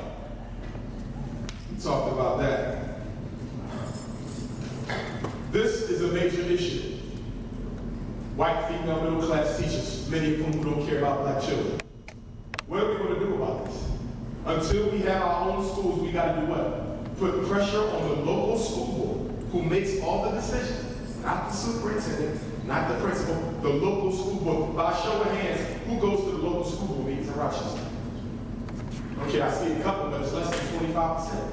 So that means, I know we all care about the children, but if you look purely at the stats, that means most of us in here don't care. If the school board makes all the decisions, why you not at the meetings? Y'all need to go to the meeting and get put on the agenda to talk. And when you talk, you're going to say, what? I want money set aside to go around the country recruiting black male principals and classroom teachers. Did you hear what I said? Get the black men in the school. We can't keep letting white women and some Negro women miseducate and castrate our sons. Medical neglect, we talked about that. Trauma and education. Guess what, people? I'm testing kids who are being referred to me for learning disabilities. But guess what I'm finding? They don't have a learning disability. You know what I'm finding in our little girls when I sit down and test your daughter? I'm finding that she was molested by her uncle 6 years ago and you never got no help. I'm finding out that your son was molested by his uncle, the next door neighbor. You know about it, never done nothing about it, and you ain't got no help. I'm finding out that your daughters and sons are struggling dealing with the divorce and separation, or the fact that you moving out, or the father moving out, and you ain't getting the child no counseling. That's why they're not learning. There's an emotional block. That's right. That's right. There's an emotional block. Can I ask you a question? If you lost somebody you love today, would it not take you a while to get over there and come back to who you are? So how is it we expect black kids to lose grandma, and lose auntie, and lose uncle, and lose daddy, and lose a lot of them to violence? And expect them to go to school the next day and be worried about what's on the chalkboard. I just lost somebody who I love. And guess what the teachers go? Can you sign this please so we can get her tested? Can you sign this please so we can get our $10,000? Can we sign this please so we can miseducate your child? If a black child has lost somebody they love, I don't care how long ago they lost them, you better find them a counselor so they can do some grief counseling. Remember how I said we've been doing so many things so wrong in the black community for so long, they normal? One of those things is this. Black people been killing black people for so long, we think it's normal. And because we think it's normal, we think it should be normal for a black child to deal with that experience. And so we're not giving them no grief counseling. There's 5 stages in grief. What are the 5 stages in grief? First is shock. You lose somebody you love, you're shocked. Number 2, you're in denial. You don't want to accept it. Number 3, you begin to bargain with God or the deceased. If you would only come back and give me another chance, because I did not let you go to the ancestors the right way. Number 4 is acceptance. And number 5 is resolution. Ask yourself at what point in their life is your child. I don't care how long ago daddy died, your child might still be in denial. I don't care how long ago grandma died, they might still be in shock. I don't care how long ago auntie died, they might still be at the bargaining stage. We got to get them to acceptance. And even when we get them to acceptance, we got to move them to resolution. Because sometimes when a child or adult, because the same 5 stages apply to you, when you finally come to an acceptance, you can also fall into a depression. We got a lot of unaddressed psychological illness in the black community, and we got to do something about it. And I'm ashamed. And the one thing that I'm ashamed about is the fact that incest is now damn near normal in our neighborhood. Did y'all hear what I just said? I'm dealing with it every day in the schools. I had a little girl write a letter to this sister at a private school, and the sister gave it to me. She's being molested by one of the deacons in the church, and she told her mother, and the mother won't do nothing about it because he's God's representative. Eddie Long ain't the only one playing with our boys' Fruit Loops. We got to get serious about this. And for those of you who are Christian and you know your Bible, the Bible tells you what, those of you who stand up to be godly, the devil will come and get you even stronger. So those people running around talking about I'm a leader of a flock, they have to be of impeccable moral character, because if they're not, they will be used as an instrument of the negative universal message. Protect your children. No pastor is exempt from sexual abuse or child sexual abuse. And then y'all want to say, well, why all the girls want to be boys? Why they all want to become lesbian? I give you one trigger. It ain't the only trigger. One of the biggest triggers for lesbianism is black girls. I ain't talking about white girls, because homosexuality has a cultural history in Europe. I'm talking about black girls. One of the triggers for homosexuality in black girls is molestation, rape, or incest before the age of 12. Did you hear what I said? I'm going to give you a trigger for black boys. One of the triggers for homosexuality in black boys is molestation, rape, or incest before the age of 12. I do counsel with homosexual black boys. 95% of them was touched by a relative. That's right. And when Uncle Johnny molests one of the nieces and nephews, we don't tell nobody because we don't want Uncle Johnny to go to jail. So now he's molesting the whole damn block. And you an accomplice to the molestation. I'm not telling you to send him to jail, but you got to send him to a sexual therapist to get his issues under control, because Uncle Johnny's a victim. Why? Because when I talk to Uncle Johnny, I find out that his uncle molested him too. That's right. We have a bad problem of thinking that we can suppress our psychological issue. Everybody in here living with something that you need to work with. That's right. Did y'all hear what I said? People keep asking me why the black male-female relationships ain't working. I'm gonna tell you why. Because she's psychologically unhealthy and he's psychologically unhealthy. And when you take two sick Negroes and put them together, you get World War III. How you gonna have a healthy marriage when you ain't got a healthy black community? If the woman ain't healthy, how's she gonna give birth to a healthy baby? Is it possible? So why are we looking at a dysfunctional black community saying why can't the dysfunctional black community produce healthy families? Because everybody's sick. And some of us suffer from post-traumatic relationship disorder. You know what that is? Post-traumatic relationship disorder? That's when you have a real bad romantic experience and it traumatized you. And it traumatized you so much that everybody, they after that traumatizing experience, you consider to look at them just like they was the person who abused you. That's right, sister. Some of you chase away the good brothers because you can't stand for them. Because you keep thinking about John who put you through hell. Brothers, you do the same thing. Sometimes the universe sends you a good wife, a good woman, but guess what? You never give her a chance. Why? Because you keep on thinking she will do what she did with the post-traumatic relationship disorder. So black woman and black man, when you get out of one relationship, before you go into another relationship, you need time to heal yourself, especially the queen. Especially the queen. Because you are internal. So whenever you make love to a man, his energy is within your womb and within your spirit. And the reason why so many of our sisters are walking around crazy as hell is because you're going from one relationship to the next. So you got the energies of 4 or 5 different Negroes swimming off through your belly, and you wonder why you being nasty.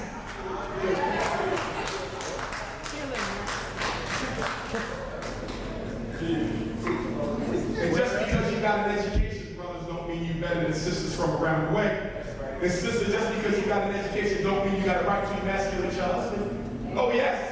I get phone calls from brothers every day. Brother Umar, we got 2 children. We've been married for 10 years, but she just got a doctorate last month, and now she thinks she's my damn father and mother. She's telling me where to go, how to get there, how she don't need me. I'm reading a book on African divorce right now. Did you know divorce in Africa is climbing? Do you know why divorce in Africa is climbing? Because education at white colleges is climbing for black women. The more we go to their schools, the more our minds get messed up. The more we go to their schools, the more our minds get messed up. That's right. So one day I want to get married. I'm 37. I need a big-headed boy like me. But guess what? Take me to the projects. I don't want a sister with a doctor. I can't take it. Bring me to the sister with 3 or 4 tattoos. At least she's still cooking. At least she's still cleaning. Yeah. Don't bring me no sister with 2 PhDs. I can't do nothing with her. Black woman, don't let the American college system turn you into what? They're not all like that A though. masculinized female. Y'all have the body of a woman, but a consciousness of a man. 2 men can't live in the same house. So you got to go back to being a woman and let him be a man. I didn't say let him mistreat you. I didn't say let him dog you out. Okay? I said give him his due respect and make sure he gives you his due respect. I don't want my woman walking in front of me or behind me. I want her beside me.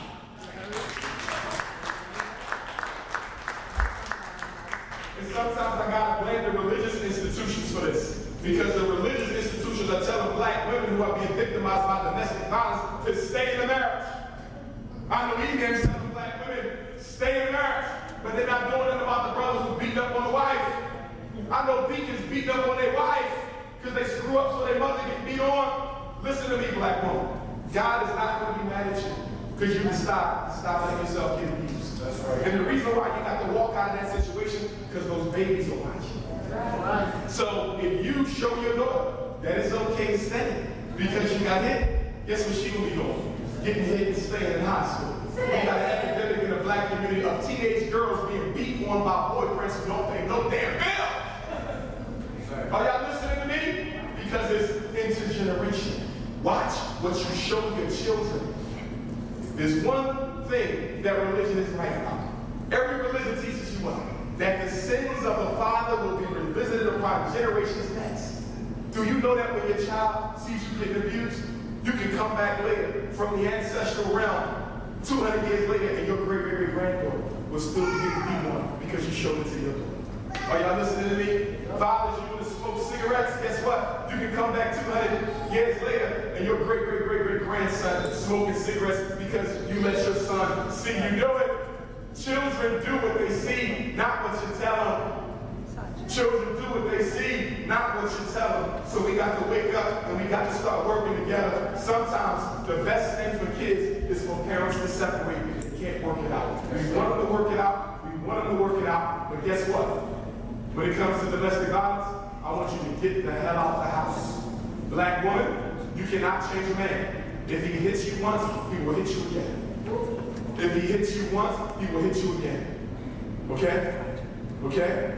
And what happens is he continues to beat on you, he beats down your self-respect, you become to identify with him. So anybody who talks about him is talking about you. So now you can cut off your whole family because you have identified with your slave master.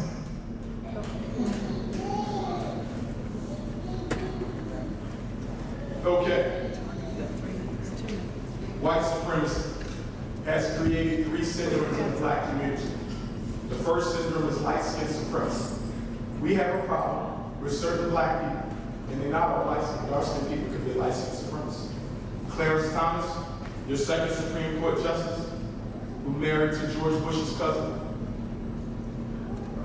he's a light skin supremacist. Although he's blue, black, purple, he don't want anything around him that's light. Dark-skinned people, I want you to stop mistreating our light-skinned brothers and sisters, assuming that they think they're better because of your own unchecked inferiority complex. Light-skinned people, if you do happen to think you're better because you're lighter, I want you to put that in check. There's too much light-skin supremacy.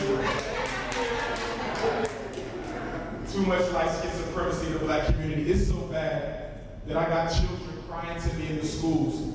Mr. Johnson, my grandmother, never takes me with her, but she takes my other 3 brothers with her because I'm dark. That's right. Mr. Johnson, my aunt always comes and takes my brother with her, but with her, she never takes me because I'm too dark. She said my hair is too natty, my nose is too broad. We got to teach low self-esteem to our children before the white man even gets to them. Before the white man even gets to them. Please stop doing that. We come in all shapes, colors, and sizes. And we should not be looking down or looking up to any African just because of how they look. That's a residual of slavery or what we call post-traumatic systematic slavery disorder. Religious supremacy. You have a right to any religion you believe in. You do not have a right to taunt or terrorize other Africans because they don't want to believe in your doctrine. If you want to be a Christian, be a Christian. Hebrew, Moor, you can be that. Yoruba, Akan, you can be that. But I have a right to be what I want to be. Black people have never been a religious supremacist people. We are becoming religious supremacists. We're picking it up from other people. Stop doing that. And the third one, needless to say, especially in New York, y'all keep the ball off a couple weeks ago. Black children, those babies, are going to be the first generation of black kids who are going to have to grow up and decide whether they want to be heterosexual or not. So I hear what I said? When you grew up, did anybody ask you if you wanted to be heterosexual or not? Those babies are going to have to make a decision as to whether or not they want to be heterosexual or not. Okay? I'm not here to bash lesbians or homosexuals. I work with them. Okay? In fact, I don't bash any black person who suffers from mental illness, whether you're a domestic abuse, a drug addict, or you're sexually dysfunctional. Okay? Because I believe you got to be helped and cured. And one of the things that people aren't telling us is that a lot of brothers and sisters who go into those lifestyles do come back to their normalcy.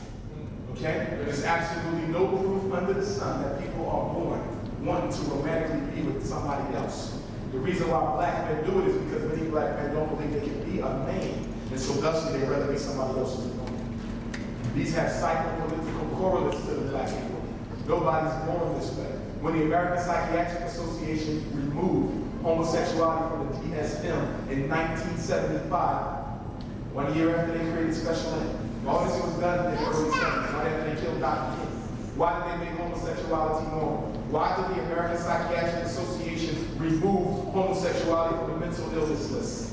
They removed it because the Rockefeller World Population Council and Planned Parenthood International said one of the best ways we can reduce the black population in America is to convince black children to cohabitate with people of the same gender. Did y'all hear what I said? So stay with me. Police brutality is working, but it ain't working fast enough. Mass incarceration ain't working fast enough. Killing babies on the birth table ain't working fast enough. Black on black gun violence, drug dealing ain't working fast enough. But what if I can stop that baby from ever being penetrated by a boy? And what if I can convince her to spend the rest of her life with another woman? Guess what? Will she ever give birth? No. So for every black child who chooses an alternative sexual life, we prevented 3 black kids from coming to the world. Homosexuality is a population control project. Stop letting people suck you into a nature-nurture war. It ain't got nothing to do with nature or nurture. There's one question. Does it benefit African people? Period. Only 1 out of every 4 black women gets married in her life.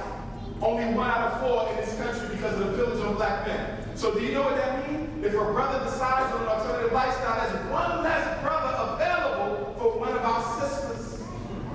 That's right. And brothers, we do gotta get married. I shouldn't be talking because I've never been, but we gotta get married. Our children have to see men and women together in matrimony. I didn't say you gotta marry City Hall. I didn't say you gotta marry the State Department. Okay, but we do have to get married. Okay, it can be on a community level, but there needs to be an official ceremony that lets everybody know he's off limits and she's off limits. Now, as far as polygamy go, I'm not going to get into that because I think the sisters here like me enough, so I don't want to mess it up for the first visit. The only thing I want to say to that is this. I just want to give the sisters and the brothers something to think for the sisters. If every able-bodied black man was married to a black woman right now in America, there would still be millions of black women without a husband. I just want you to think, what are we going to do about them? The reason why there's so much undercover polygamy in the black community is because there's not enough men to go around. I know y'all keep on interpreting it as a moral issue. It's not a moral issue. It's a sociological issue. Listen to me well. A woman who wants a man or wants a child will share yours whether you like it or not. So black women have to come together by themselves, outside of the presence of black men, and determine how y'all going to regulate the polygamy that already exists that you are in denial about. The question is, do you want to know who we're sleeping with so you can protect yourself, or would you rather stay in denial? Black men, let's not get too happy. Because the de facto polygamy in the black community is largely a sexual de facto polygamy. True polygamy means you are responsible to both women, both sets of children. You're responsible for their health, their economic situation, their livelihood. You have to be able to care for them. Okay? So when it comes to a lot more responsibility for what we are thinking about. Okay? Should we begin practicing polygamy tomorrow? Hell no. My hand will go up against it. Do you want to know why? Because it will get misused and abused if it is not regulated by our elders. If you look at religions that believe in polygamy, and I was raised Muslim, and I don't mind putting this out there, in the African-American Sunni Islamic culture, polygamy has become a pipology arrangement where men are married to 2 or 3 women, living on public assistance, welfare, Section 8 housing. Whenever the women are not benefiting and the man is benefiting from multiple wives, that is not polygamy. That's what we call pipology. So before polygamy takes place, we got to have somebody, some force in place to check it. Are y'all with me? Because we don't want the sisters ending up worse than what they are now. And a lot of us really ain't ready for polygamy. Honestly, I wouldn't mind having to. Don't get me to start crapping my church, okay? I'll be going all day. But it would be nice. But I know that there's a lot coming with that. There's 2 sets of emotional baggage, fellas. Okay? And you also know that the primary wife has a hand in the selection of the subsequent wife. And I'm going to give you something else. This is the way it would be for me. If we did have polygamy in the black community, guess what? You can only marry one diva. Because you can't have all the women. One diva, and the second wife has to be a woman who's in a situation that makes her less than desirable by the everyday run. In other words, her husband was killed, or she's divorced, or she got several children. Are y'all listening to me? Because if we don't do this right, guess what? All the sharp sisters will be wiped out, and all the other sisters won't have no man. So you're going to have to take on something that's a little less than a person. I'm serious. And fellas, be careful with the gorgeous women, because they don't go.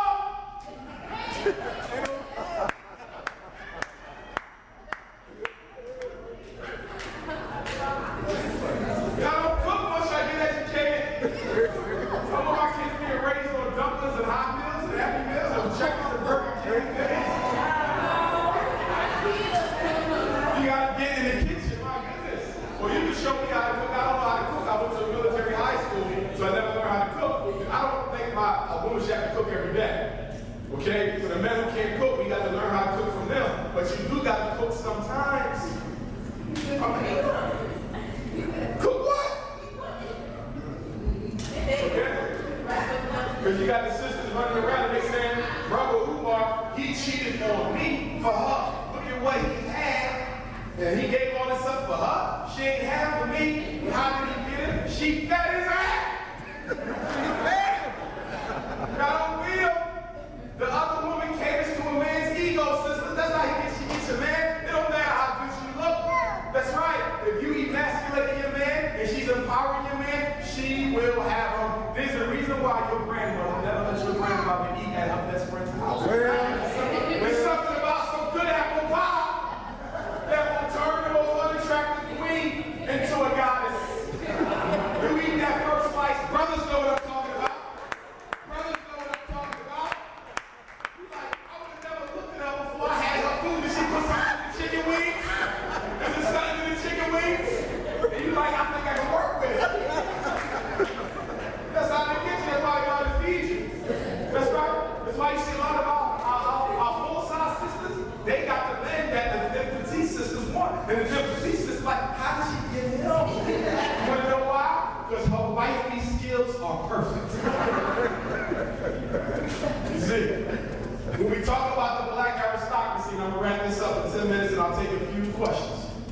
we talk about the black aristocracy, I want you to recognize that this is your problem in Rochester.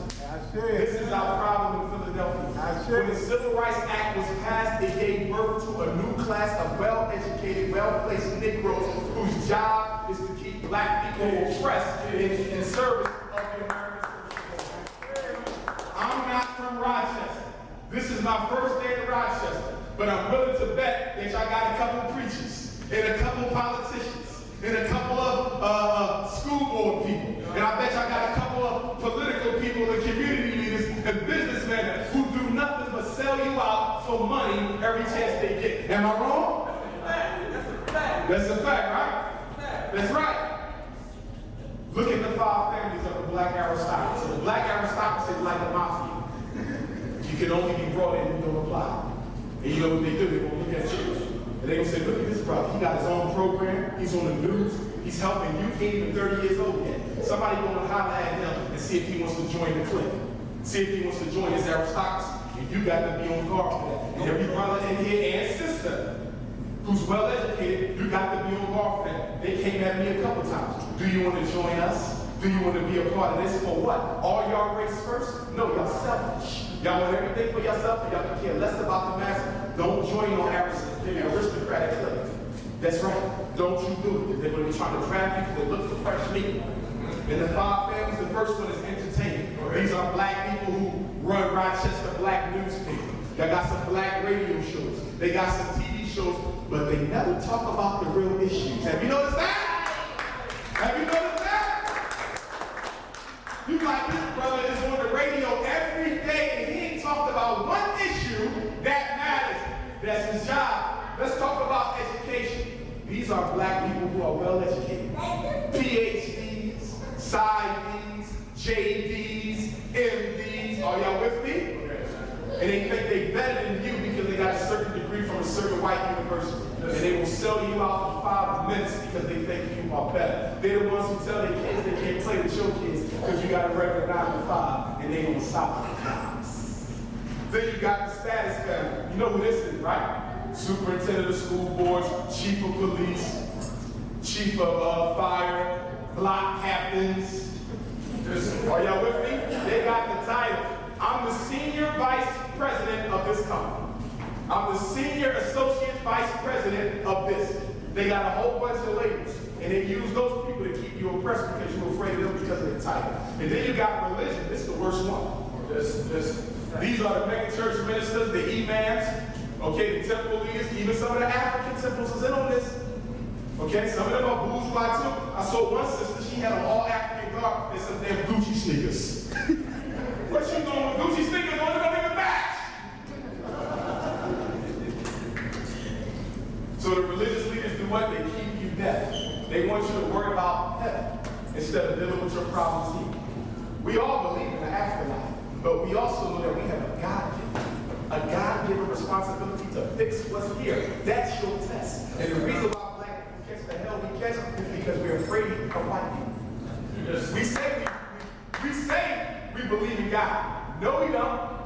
You believe in white supremacy. Yeah. Are y'all with me? That's the only religion in the black community. White supremacy. That's right. Because guess what? If somebody tell you the cops are going to lock everybody up and come in for service today, you won't be there. Number 5 is economics. These are black people with a whole bunch of money. Oprah Winfrey's and Bill Cosby's who like to give their money to a whole bunch of people who don't live in their neighborhood, but they don't do nothing for the neighborhood they come from. Y'all probably know some athletes from Rochester, right? Right? They're making millions! And you see them on TV. Here's $1 million for United Way. Here's $500,000 for the Boys and Girls Club. Not 1 cent for the Fredrick Douglass Resource Center. Not 1 cent for your after-school program. Do you know why it is? Because in America, for a black person to be allowed to be rich, white society must have a guarantee from you that Oprah, you are not going to use this money to benefit oppressed black people. Bill Cosby, you better not take 1 penny of this money and use it to benefit poor black people. That's right. LeBron James, Kobe Bryant, you better never ever let us catch you doing anything for black people. That's why when your black athletes and entertainers want to do something for black people, where do they go? Africa. Have you noticed that? Oprah went all the way to Africa to open a school. That wasn't bad. I don't have a problem with the fact she did it, because we all want to eat. But why did she do 1 year? Because the white girl would have looked at her like she was crazy. You ain't allowed to be rich in this country and use that money for blacks. That's why we cannot wait for them to bring us a check to do what we got to do. The greatest movements in Black America were done by what? Grassroots kids. Look at what Marcus Garvey did. Look at what Mr. Muhammad did. Look at what Noble Drew did. Look at what the Panthers did. They didn't wait for no check from those celebrities. They passed that hat around and they did what they needed to be done. It's innocent, do it, but you gotta be committed enough to do it. Now, this is a real quick chronology of how special ed came into existence. Brown versus Board in 1954 said you couldn't use race. The mentally gifted program was started in 1954. Why don't we find any mentally gifted black kids in the hood no more? Who here got a mentally gifted child? Diagnosed mentally gifted. Nothing. Do you want to know why? 2 reasons. Number one, mental giftedness was starting to segregate black kids from white kids. You couldn't use color. So I would just say that the white kids are too smart to be learning with them. They're MG. What's the second reason why? Most educators don't come from your community. And many of them don't believe that your child can be smarter than theirs. What's the third reason? 99% of all school psychologists, me, are white. Did you know that less than 1% of all school psychologists, those of us who are responsible for doing the special ed and mentally gifted testing, are black? Less than 1% of all school psychologists are black. That means 99% of the people putting our kids in special ed don't know the first one. And what's the last reason why we don't see no black mentally gifted kids? In 2000 or 2004, when they reauthorized special ed, they took mental giftedness out of special ed law. Now, what did I tell you get every time I put one of your kids in special ed? Some money. So when they took mentally gifted out of special ed red, guess what? When I diagnose one of those babies as gifted, does the school get any money? No. And because they no longer get federal money for mental giftedness, you don't see no black kids being tested. Do they still have a right to be tested? Yes. Is it still a law? Yes. Can you write a letter to the principal tomorrow? Well, sometime. But can you write a letter to the principal and say, I want my daughter, Najee Grant, to be evaluated for mental gifted? She's had straight A's and B's on her report card. She's in the 3rd grade. She's proficient in advanced on all state standardized tests. And I believe my baby is MG. That's all you got to do is write a letter. They got 60 days maximum to bring you back a report that says she's gifted or she's not. Now, if you get a report back and they say little Najee not gifted, you're going to fax me using my business card that report. Because I'm going to look at the report and see whether or not racism kept her out of gift. Because guess what the white school psychologists are doing? First of all, 130 is very superior intelligence. That's what we look at when we test the game. But guess what? If a black or Hispanic child hits 125, 126, we know the IQ test is culturally biased to begin with, right? So if Najee only getting 125, those 5 points can be chalked up to what? To cultural biasness in the test. Are the white psychologists doing that? No. They say, I'm sorry, man. She's very smart. She is intelligent. But guess what? We look for 130. Your baby got 127. That's illegal. Why is it illegal? Because by law, you cannot use a test score by itself. Let me say it again. Hear me now. By law, you cannot use a test score by itself to rule in or rule out any disorder. Is everybody with me? So the first time somebody gave you some baloney, all you got to do is fax me a report, so I don't ever want to hear about another black child in Rochester being kept out of gifted or being put in special ed. Because you got somebody you can call right now who got the blood of Douglass. Civil Rights Act that came up with learning disability. 1974 Milliken versus Bradley, the Supreme Court said that you can integrate the kids, but you can't integrate across school lines. Brown versus Board was destroyed in 1974, a year before they created special ed. That was done on purpose. Rochester School District is mostly black, right? So if you want to integrate, you're going to have to go to one of the school districts right outside Rochester. But in 1974, Milliken versus Bradley, Supreme Court, Richard Nixon said, you can't do it. And right after they said that you cannot integrate across districts, they hit us with special ed. Why did they hit us with special ed? Why did you get money for special ed? This was a way to convince white people. We know you don't want these black kids in the school, but you gotta take them. But this is what we want to do for you, so you can take these black kids you don't want. We want to let you label them with a problem they ain't got. And then we're going to give you money for it. That's what special education is. Parents, don't make the mistake of transferring your child to a high-achieving suburban district because you think they're going to get better education. The psychoacademic war against black boys is everywhere. Guess what? You take your son out of Rochester schools because it ain't good. You move to one of these other districts. Don't you know he's more likely to be put in special ed? Don't you know he's more likely to be suspended? Do you want to know why? Because they do not want our kids with their kids. That's right. What was the last institution in America that integrated? Do you know that it was public school? Do you know that they integrated the military before they integrated public school?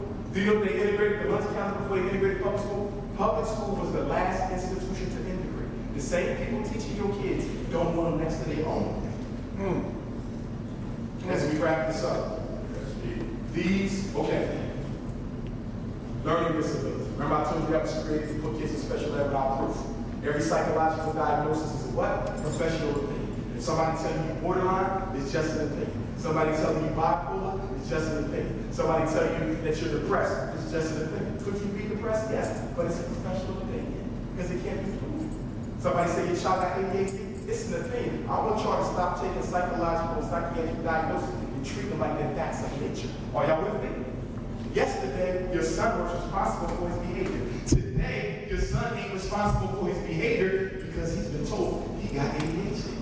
So now when he runs down the hall, I say, Raheem, why are you running down the hall? I didn't have my pill today, Mr. Johnson. Look at that. So the kids don't think they're responsible for their behavior no more because we got them running around thinking they got psychiatric syndromes. Now, the learning disability became a specific learning disability a couple years ago. You can no longer call a kid LD, specific learning disability. Please remember the S. These are the 8 types of a learning disability. They are the only 8 types of a learning disability.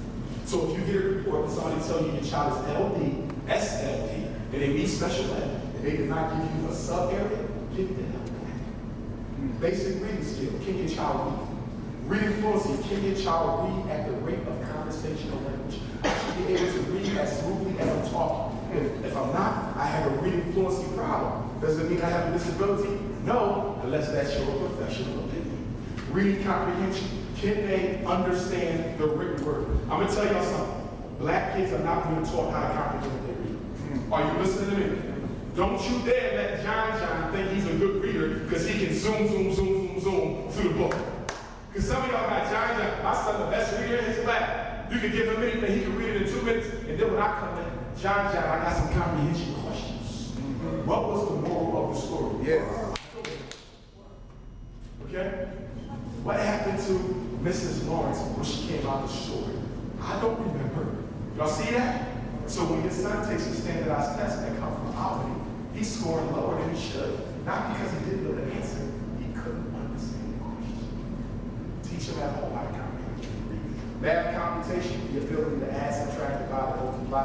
Math reasoning, the ability to decide whether you need to add, subtract, divide, multiply. Written expression, spelling, or writing, that's another skill that ain't taught. Work with your kids, teach them how to use commas, punctuation, explanations, when to start a new sentence, when to start a new paragraph. I'm testing 12th grade black kids right now. I need an essay. Write about your favorite game. I get the paper back, and guess what? It looks like a damn text message.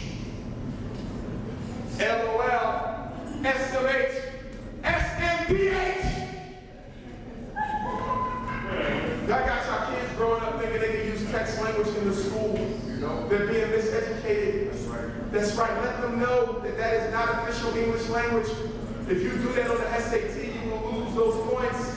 Do you know that the average SAT score in America dropped 200 points once you had to start writing the essay? Even the white kids can't write the damn essay, but especially the black kids. Listening comprehension. Can your child understand what they hear? Oral expression. Can they express themselves? Listen to me. A lot of y'all kids ain't autistic. A lot of our kids ain't retarded. A lot of our kids don't have a listening comprehension issue. You know what's wrong? They can't hear out of one of their ears because they got tubes put in their ears when they was babies, and y'all forgot to get them out. And so now they come to the white site, and you test them, say they're retarded or autistic because he's scoring low because he can't hear them. And so then I send them to the medical doctor, and when I send them to the medical doctor or the audiologist, guess what they find? They do an x-ray, and they find Raheem got ear tubes that been in his ear since he was 3, and now he's 7, and all the fluid been backed up. So now they gotta have surgery to pull the tube out, drain the liquid, and now when I test them, guess what? Ain't nothing wrong with it. Make sure your child can see, and make sure they can hear. Too many black kids are being put in special ed for learning disabilities they don't have because they need glasses. But you got better things to do to get their eyes checked. These are the other, okay, this is intelligence. Look at the top. Very superior, gifted, you need 130, right? High average is 120. If a black child comes to me with a 120 or better, okay, that school better have a very good reason for why I shouldn't classify them as gifted. Because if you hit superior to 120, as far as I'm concerned, you're gifted. Okay, remember, you can't use the score by itself. High average, most people are aware, 90 to 109. If I took out my adult intelligence test and tested all the adults in here, most of you should get 90 to 109. If not, we have a serious problem. Low average, borderline, this is what you need for mental retardation. An IQ score less than 70. But, what did I say? You can't diagnose anything with just a score. So if this son gets an IQ of 69, can they say he's retarded? Just because of the score? No. They have to have proof that he's retarded. They have to have proof that he cannot function as well as other kids his age. But guess what? If he can walk to school by himself and work by himself and talk as well as the other kids and take care of himself and clean up and look out for his little brother when mom ain't home, guess what? Ain't nothing retarded about right. Emotional disturbance, don't you ever let nobody diagnose your child with that. That's nothing but prison class. You ever seen the emotional support class in Rochester? Guaranteed, the only person who needs the support is the teacher because she's under the desk crying. They ride bikes, walking on the ceiling, swinging from lights. Don't you ever put your, don't let, and how do we know if the school wants to diagnose your child as emotionally disturbed? How do we know? This is what they're going to say. We want him tested for his behavior problems. Did y'all hear me?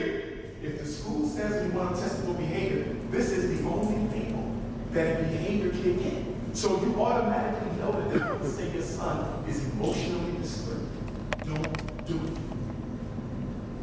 Wall Street disorder, they how much money? 50 billion, ADHD, conduct disorder, ODD, disruptive behavior disorder, not otherwise specified. We use that way. When do we use DBD? If your son does not qualify for ADHD, if you don't meet the criteria for conduct disorder, if you don't meet the criteria for oppositional defiance, they can still diagnose it. They just put a DBD, NOS. What does NOS mean? It means he got a disruptive behavior disorder, but it's not otherwise specified, which means he don't meet the others, but we still think he got a problem. So we can just put that on and still give him some drugs. Jack? Food and Drug Administration, they are taking money from the drug companies, giving your kids dangerous drugs. I already told y'all that Abbott Laboratories makes Similac and Chemical. Now, if there's any mother in her right mind who will give her child infant formula that comes from a place that makes psychiatric medicine, you crazy. By the way, there's a lot of organic breast formula in case you are a sister who can't breastfeed. Okay? You can get some organic formulas. I don't know if they got Whole Foods around here, but there's a lot of organic ones you can take. Don't give them the Similac. It's a drug. Isomil is a drug. Okay? That's why they all hype it. That's why your baby's looking at you like this. You're like, damn, his eyes is big. He high! He only 6 days old, but he high! Autism. Why do we have so much autism in the black community? Because y'all keep on immunizing your kids with everything that the Food and Drug Administration come up with. Bird flu, give them a shot. Swine flu, give them a shot. Hepatitis, give them a shot.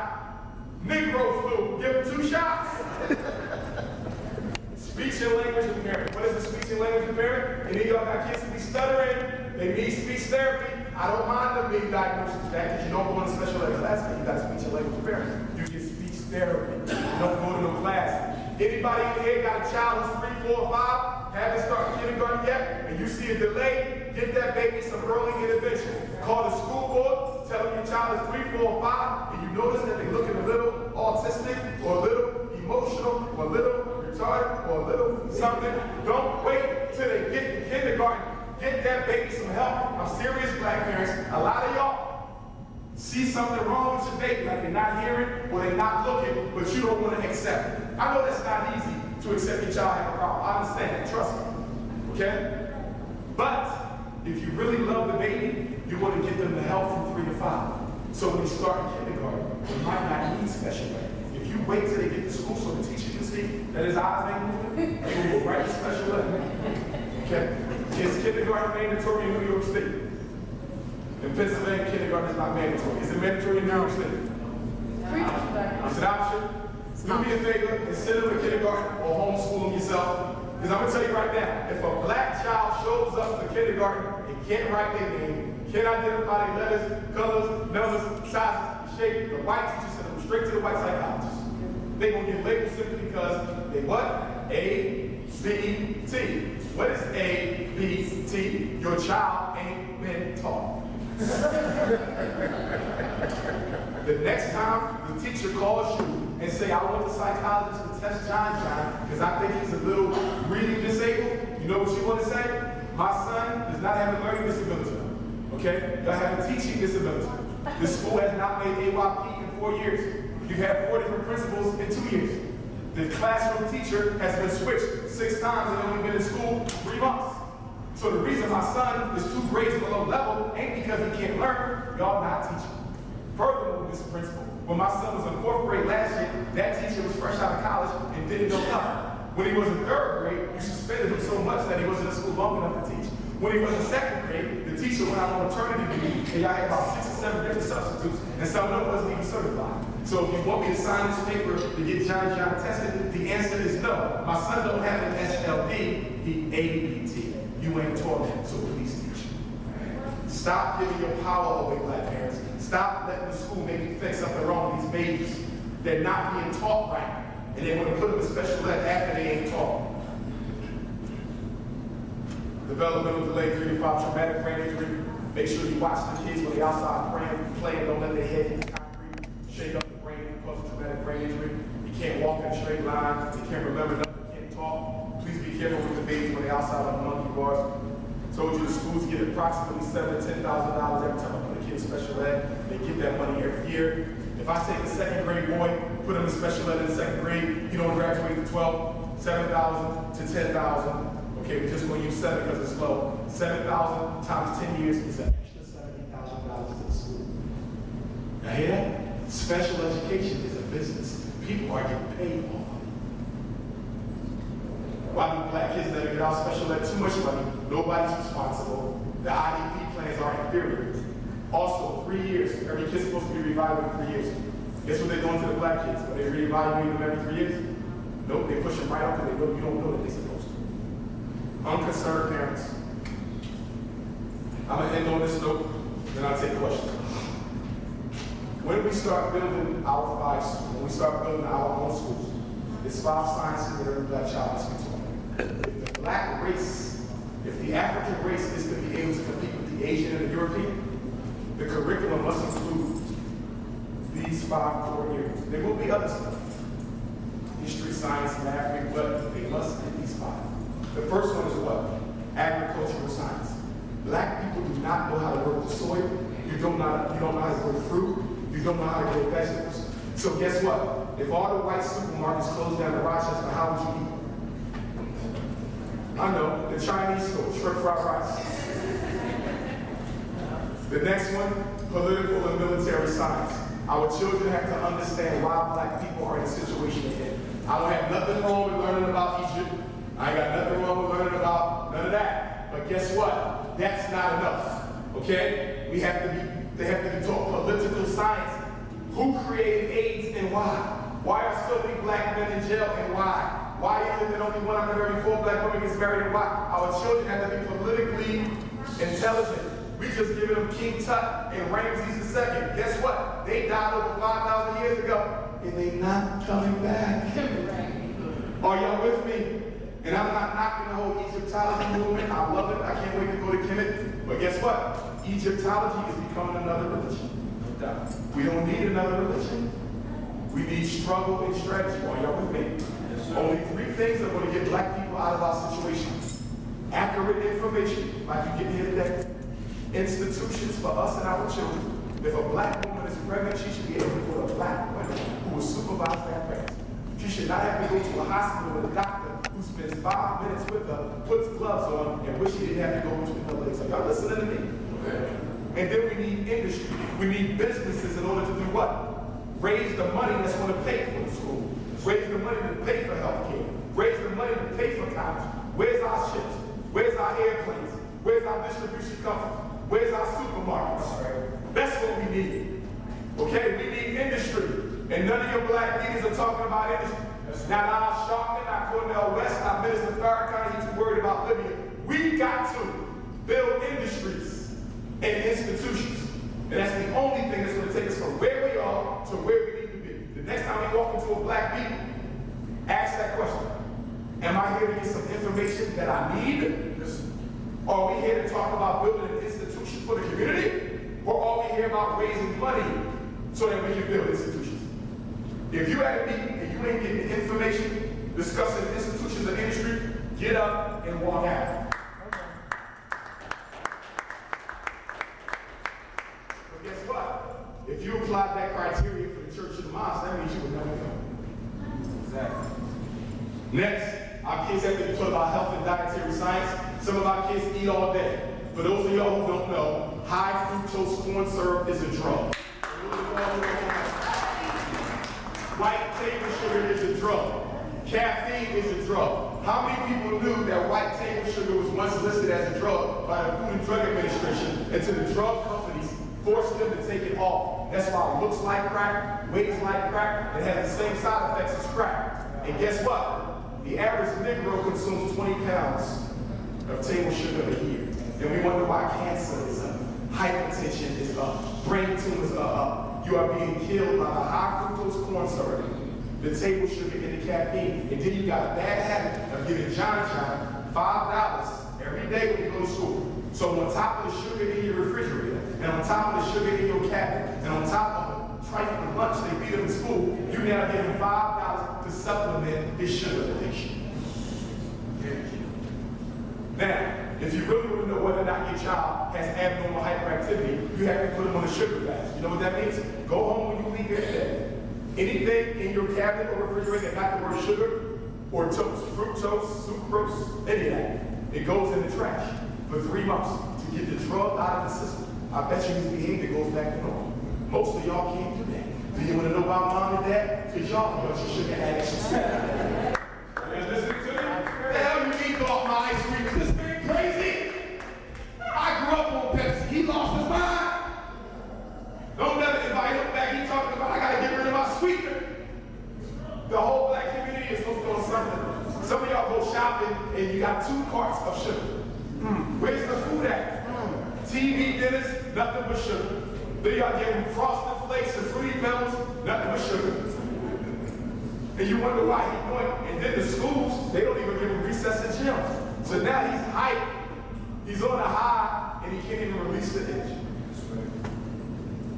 Military science, how to fight and protect, science and industry and finance, how do we build multinational corporations, how do we invent? In conclusion, I want to thank everybody for coming out. I'm going to take a few questions. I want to leave you with the quote from my ancestor that I already mentioned on the clip that you saw. Fredrick Douglass was ahead of his time when he said that men who profess the faith of freedom yet deprecate agitation are like those who want crops without pulling up the ground. They want the rain without the awful roar, thunder and lightning. They want the ocean without the awful roar of its waters. He said, find out what any people will quietly submit to, and you have found the exact measure of injustice that will be heaped upon them. He said, our struggle might be moral, or it might be physical, or it might be both moral and physical, but it must be a struggle. Power receives nothing without a man. It never did, and it never will. If there is no struggle, black people, if we don't struggle for the babies, there will be no progress. We have to be willing to sacrifice your job, your livelihood, your life. Dr. Martin Luther King Jr. once said that the biggest disease in the black community is pessimism. The biggest disease in the black community is the belief that we can't change our lives. Dr. King said that if a man don't have a reason to die, he shouldn't be alive. The only way black people are going to solve the problems that we have is if we love truth and justice more than our life. Queen Mother Harriet Tubman, who's buried about an hour from you guys, Brother Ross took me to go and see her last time I was up in Syracuse in January. That's my brother Ross up there with the yellow hoodie. And Queen Mother Harriet Tubman, when she was old and interviewed, they asked her if she had any regrets about freeing the slaves. They said Harriet Tubman, whose real name was Ira Ross, she changed it to Harriet Tubman, like Douglas did his. They said, did you ever regret anything you did? She said, I freed hundreds of slaves. Probably could have freed thousands more. She said, I freed hundreds. Probably could have freed thousands more. The problem was, most of them didn't know that they were slaves. Honorable Marcus Garvey said that without confidence in self, you are twice defeated in the race of life. With confidence, you have won, even before you had started.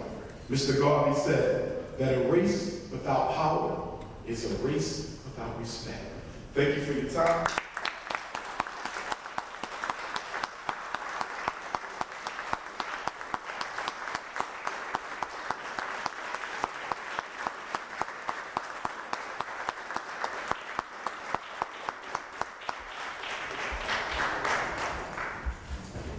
I'm going to take a couple of questions. Do we have any from the audience? I said that was enough for today. My brother in the back, and then my brother right here. I'll repeat the question. I trying to figure out a form, but I was in school. I was never special ed. Okay. Like I never really did like no work. Like never did no homework like that. Never did anything for like 4 years straight. But I graduated I was high honors like that. Like, all my friends said, what would that be called? Like what's that professor? If you graduated with high honors, It's not high honors, like a good grade. okay, with good grades. Two things. Number one, it's quite possible that you earned the good grades because you had high standardized test scores. Even though you wasn't taught, somehow you was blessed to acquire that information somehow, right? There's also the other possibility, which I hope is not true for you, and that is that you were simply given good grades to be pushed on because they didn't really be bothered with you when you graduated, not masters, basically writing the math. What's happening right now is a lot of black boys are being graduated with good grades, not because they really had grade level achievement, but the school simply wants to push them on. For example, at the end of the school year, principals go around to teachers, and they tell teachers how many kids you allow to fail in your class. Are y'all listening to me? So guess what? Your son might need to repeat the 4th grade, but the principal wants him out of that school. So he's going to tell you to change that grade, give him a C, B, or A, and let him go on to middle school. Parents, I'm glad you asked that question, good brother, because it was excellent. Please do me a favor. Do not trust the report card grades to be accurate. Report card grades are not accurate measures of your child's attendance. We got children who are going home with F's, who are the smartest ones in the class and should have A's. We got children going home with A's who need the most help in the class and they should have F's. Teachers give grades based on how they feel about a child. Are y'all listening to me? How well the child cooperates with the teacher. And the last thing, which should be the only thing, is how much they learned.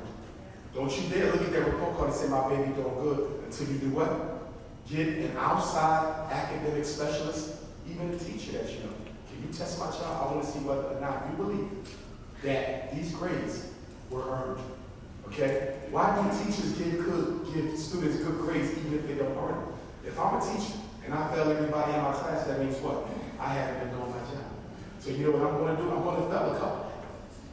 Okay? But this group over here needs to fail too. They're going to pass because I don't want people to start questioning my skills. So a lot of kids are being pushed on so the teacher looks good. Just like they're being pushed to special ed so the teacher looks good. Good brother. If we could hold for 1 second. What I want to do, while we have an opportunity, brother, you talked about economic development at the grassroots level. That's very, very important because what you outlined is exactly what we're trying to do here at the Fredrick Douglass Resource Center. And we've been relatively successful in doing this thus far. But it's people like yourself, folks who are conscious and aware of the work that needs to be done. Support from you is critical. It's absolutely critical. To dovetail on what you said as far as the man will never assist you or teach you how to take that boot off of your neck. That's right. It's not going to do it. The center has not received 25 cents in 2011 in terms of the benevolence of anyone in the city. Not 25 cents this year. So we're holding on in order to bring speakers such as Brother Umar, who actually has a genuine passion for the lives of our young African American children. So what I'd like to do, is Brother Avery still in the building? I'm right here, brother. I'd like to, what did you say, pass the bucket or what have you? We would like to take up an economic development free will offer. However, do not feel bad, sad, or whatever if in fact you do not have anything to contribute to the work that we're doing, because the work is important and it's going to go on in any event. However, if in fact you have the St. Paul club money, a little bit left over, or the movie theater money, anything left over, it would go a long way Excellent. Make sure y'all put that money in there. I don't want none of that money. I did this from the heart. That's going to go straight to the center. Okay, I'm going to take this brother's question. I want to let everybody know. Make sure you get my card. Also, I brought some of my DVD and CD material at the table. Everything that's white is audio. You play it in the radio. Everything white is a radio show, a radio interview that I've done, my most popular ones. Everything that's color is a DVD. It's a video. The price for everything is $5. I'm going to go ahead and I'm going to come to Ross. I just wanted to list the books that you said. Okay. This is what I want you to do. I want you to email me. I'm going to send you my book list that I think is required reading for all black people. Okay, but you absolutely have to read Miseducation of the Negro, according to Wilson if you have it. You absolutely have to read The Philosophy and Opinions of Marcus Garvey if you have it. For parents, you absolutely have to read The Developmental Psychology of the Black Child by Amos Wilson, who's a Garveyite psychologist like myself. Also, parents, if your child is on drugs, and I did not convince you today that you should not be taking brain medicine, you need to read a book that is called War Against Children of Color. Psychiatry targets inner city youth. It is written by a husband and wife team, the American Jewish from Harvard University, where they detail in depth how they are killing and destroying the minds of black children through Ritalin, Adderall, Cyclopes, Strattera, Depakote, Prozac, and the list goes on. Absolutely no black child should be taking medicine unless. Only 2 cases that I think medicine can be given if the child is suicidal. If the child is suicidal and they might kill themselves, give them the Prozac. Give them the Zoloft. If a child is homicidal and trying to kill somebody else, and you got to use Depakote or Seroquel to calm them down, you do it. Why? Because we don't want nobody to lose their life or take a life. But to give a child drugs so they can pay attention, I'm totally against it. The reason why black kids don't pay attention is because we don't teach them how to at all. Many black kids, the first time they expected to sit still for more than 5 minutes is the first day of kindergarten, because in your house, they never have to sit the hell still.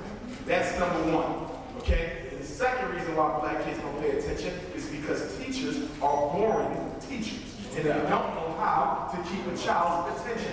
You cannot expect anybody to sit still for 7 hours while you move in slow motion at the front of the class.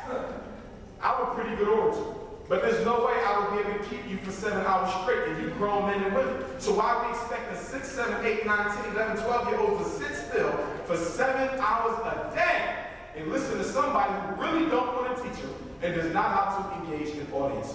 Stop blaming your kids for the failure of the system. Brother Ross, but email me for that book list, beloved. Get my business card. My email is there, my cell number is there, my fax number is there. Hey, what's up, Umar? It's an honor and privilege to be in your presence again. My question was this. I read a book called Radio Free Dixie, and I don't know if you're familiar with it, but it was a book that talked about the life of Robert Williams, and he was the first radical NAACP leader. You know, he advocated self-defense. And when I was reading this book, in one of the excerpts or comments that he made in the book when I was reading it was towards education. And he said that while he was in school, he noticed a new kind of a Uncle Tomism going on in the school. And when I read it, I was like, wow, you know, what is he talking about? The beginning of integration? You know, because the way he phrased it, it was a new Uncle Tomism that he said was going to destroy our race. So on that note, I wanted you to explain the damage that integration has done to our peoples. For those of you who haven't studied civil rights law, the Civil Rights Bill falls under antitrust law. The Civil Rights Bill does not fall under civil rights law. Let me say this again. The Civil Rights Act of '63 does not fall under civil rights law. It falls under antitrust law. Why? Because the whole focus and thrust of the Civil Rights Act was to set up a situation to make you feel that you were finally be accepted by the American social order When all they wanted was for you to integrate your money into theirs and destroy independent black institutions. Does everybody understand that? Do you know that black people in America once had our own gas stations? Yes. Our own train companies? Yes. Our own hospitals? Yes. Y'all had several black hospitals right in this area. Yes. Okay? All closed down. Do not blame the United States government for integration. Blame ourselves. That's right. The reason we integrated is not Dr. King's fault. I'm tired of hearing black people say Dr. King is the reason we lost our institution. Dr. King was dead by the time integration took effect. That's right. The reason we integrated was because we had a deep-seated love to be with white people and to be accepted as white. When they said, black teacher, you can come and teach over here, they left. Black school owner, you can come and be the principal over here, they left. Black doctor, you ain't gotta keep working at this Negro hospital, you can come and work in the finest hospital in New York State, they left. The reason why we have no institutions is because the black aristocracy, our talented tenant, voluntarily gave up black institutions so they can be accepted by Europeans. And the only way we want to get back to what we used to be and used to be is for us to do what? Start withdrawing economically from white establishments. That's what we have to start doing. Withdraw economically from them. We are the only community in this country where anybody can come and set up shop, get paid, and they got to put a penny back. You have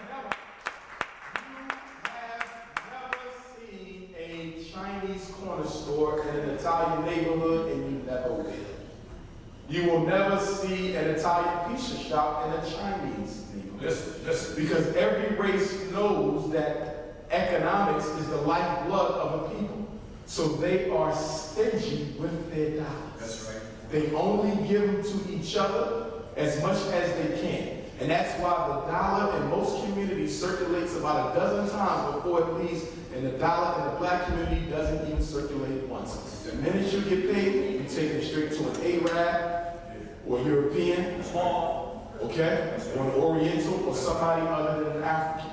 We have to get our institutions. Marcus Garvey said the race can only be saved through solid industrial foundation. Booker T. Washington educated W.E.B. Du Bois. That I don't care how many degrees we get, I don't care how many civil rights we get, I don't care how many NAACPs we start. Until white folks are forced to do business with black people because of our economic power, we will never be free and we will never get respect because we function in this country as a race of consumers. That's fair. You do not produce anything.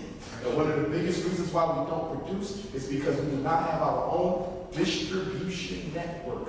Do you know what that means? If this brother makes clothes, and this brother grows crops, and this brother sells laptops, and they want to sell them all over the world, you know who they have to go to? A non-African to package, to manufacture, and to ship it around the world. So if he's selling laptops for $200, $175 of that goes to the distribution company. He only gets a quarter of his own invention. We need distribution. And that's why I put up there the science of industry acquisition and international economic competition. We have to become an economically competitive people. Right now, we are simply a race of consumers. And there's another word for that. They call them slaves.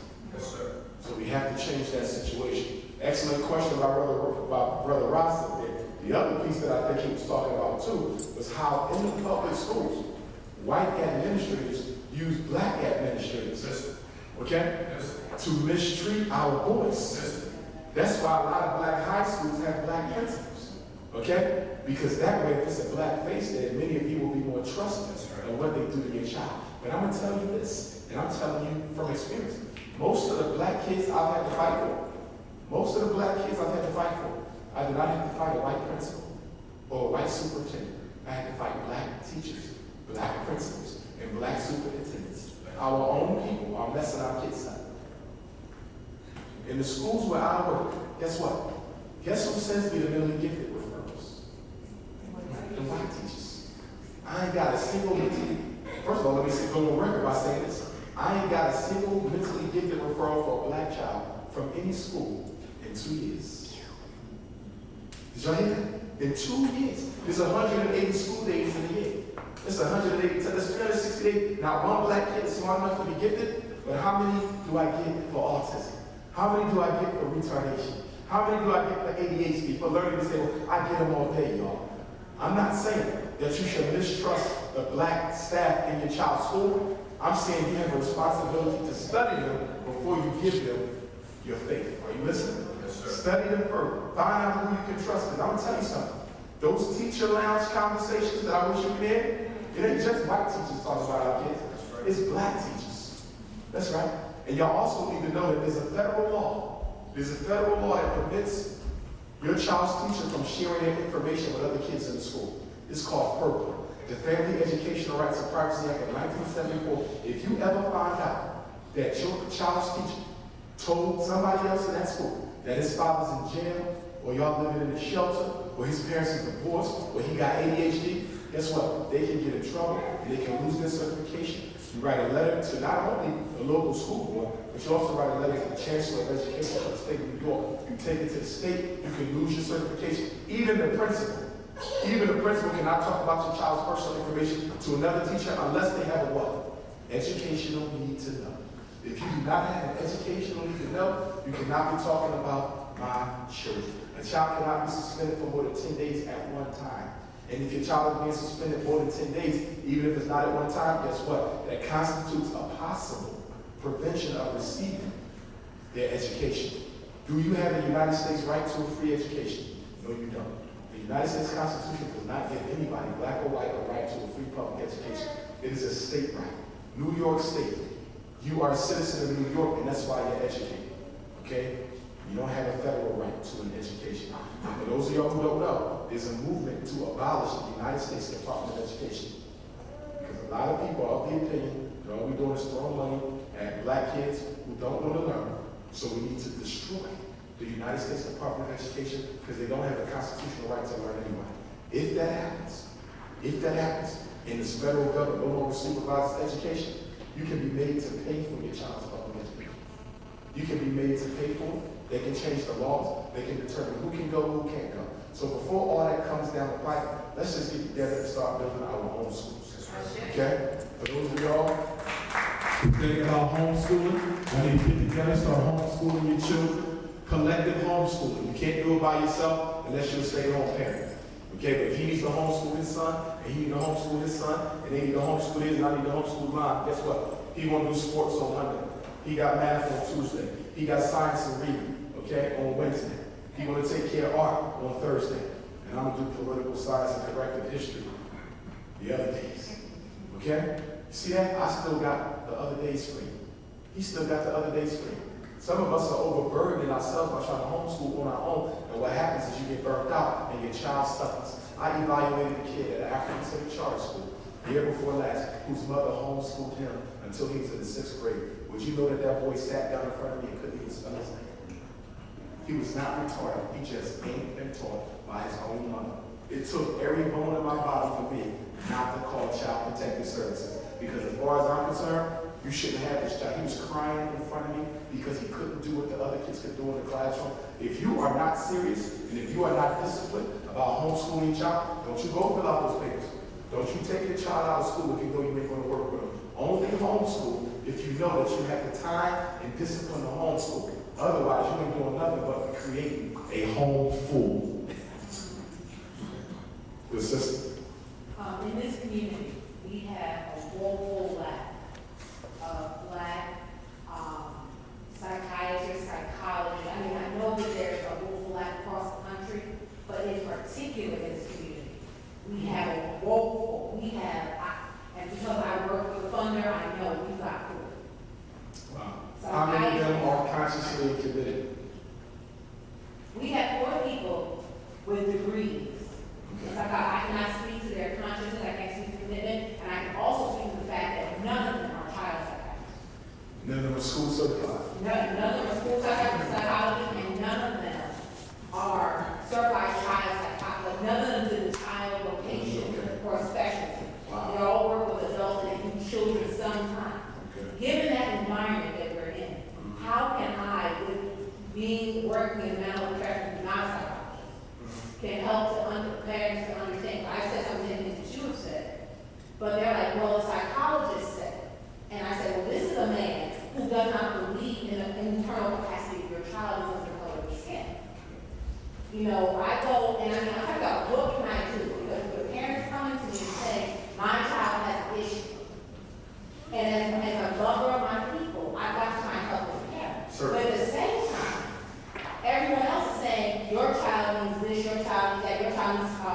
treatment, your child needs residential services, your child needs this, that, and the other. And I'm standing here saying, why can't we try this? Right. And I don't have anyone who looks like me who understands our experience to back me up.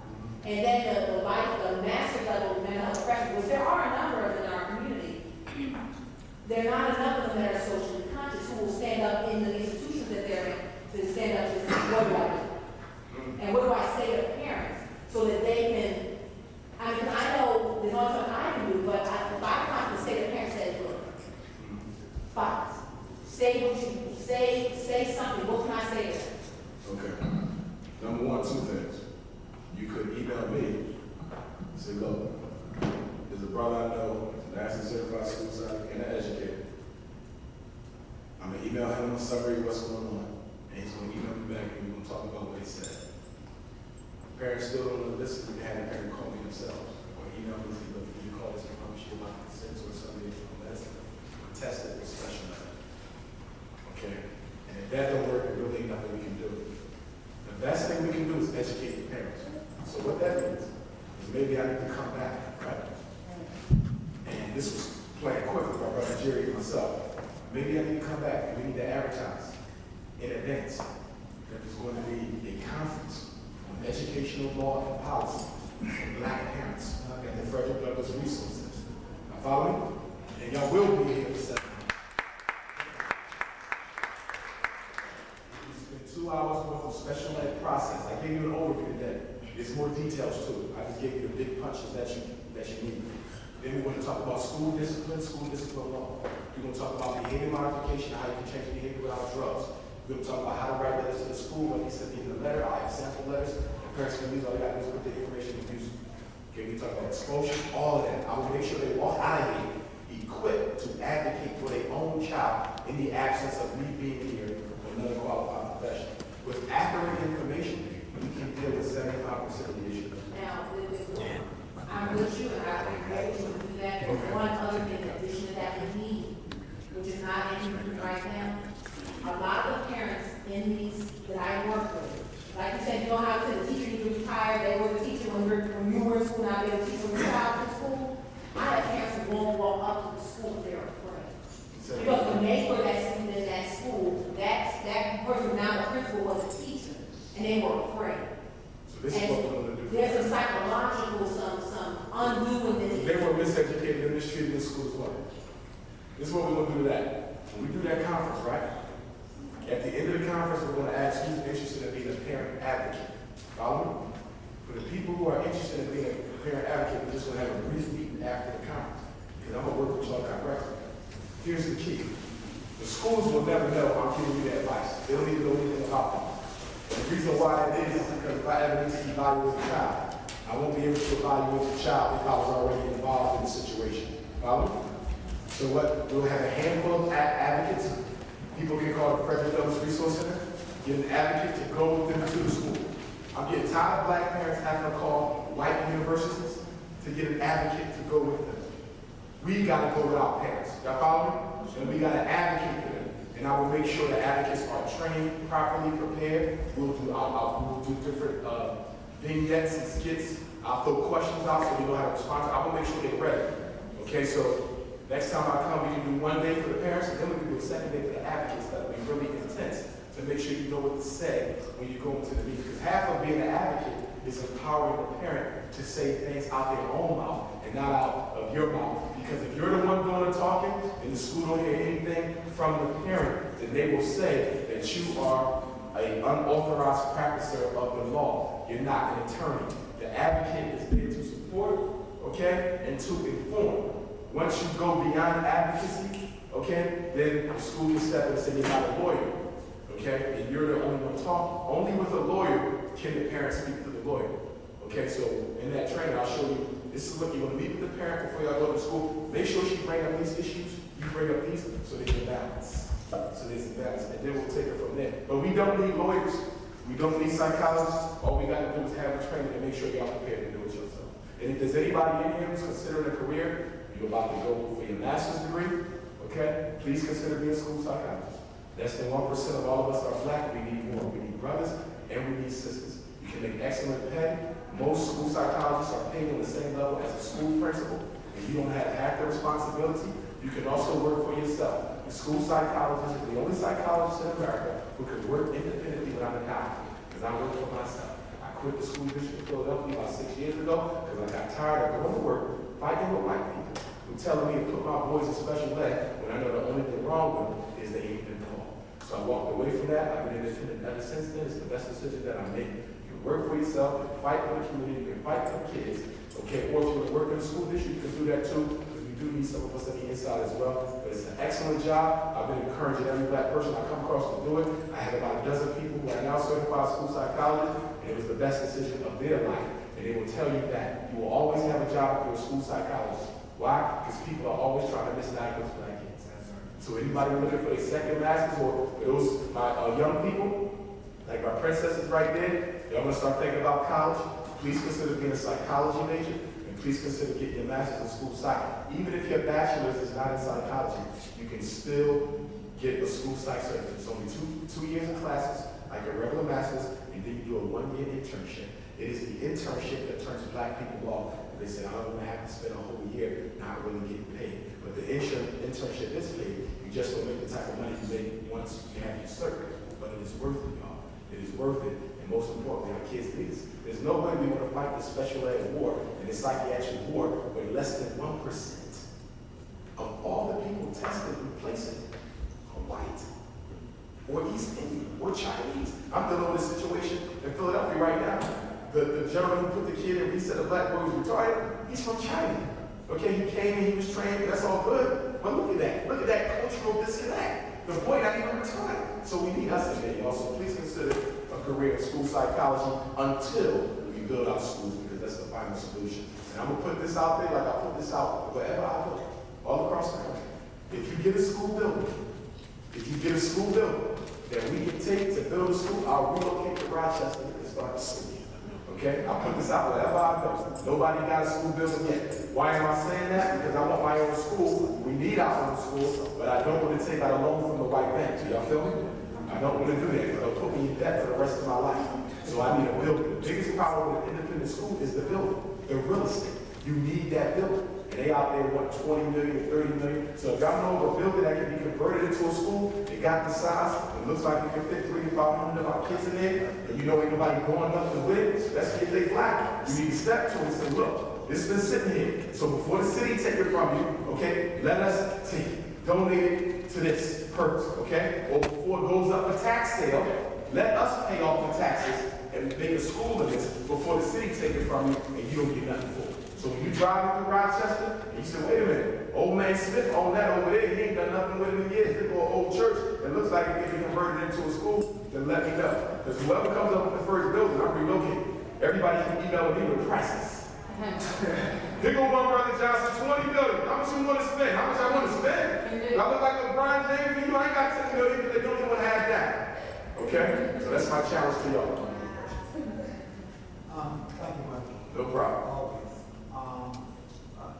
I thank you because you were in the forefront of the struggle. You don't have to. Like I said, your educational background affords you the opportunity to choose to do something different. Not the child in the system, but yet it's for you to do. You also said that the megachurch. Talk about the megachurch and all those folks level back to 20,000, 5,000. Yeah, here's the problem with the megachurch. And The megachurch explosion is related to the faith-based initiative. When former President George Bush was in office, he found a way, a loophole, because you know this separation of church and state, allegedly. He found a way you can give the churches money, right? And ever since the federal government started giving black churches money, the church lost their social purpose. They lost their political agenda. You no longer see black collar ministers. Have you noticed that? They are all accommodations. You know why? Because they're getting money from the state government, they're getting money from the city government, and they're getting money from the federal government. The black minister is the new FBI agent, faith-based initiative, FBI. Also, y'all need to do some research. You need to find out which of your ministers are a part of the FBI's Community Advisory Board. Did you hear what I just said? You need to find out which of your ministers, which of your imams, which of your temple priests, African religions too, find out, because many of them are getting paid to keep an eye on revolutionary activity in the black community. I know this for a fact. The religious institutions in the black community have become the new COINTELPRO. Did y'all hear me clear? Don't say nobody told you. That's right. Reverend Hoopenholler with the 5,000-seat church is spying on you and calling the FBI every time you have a political need.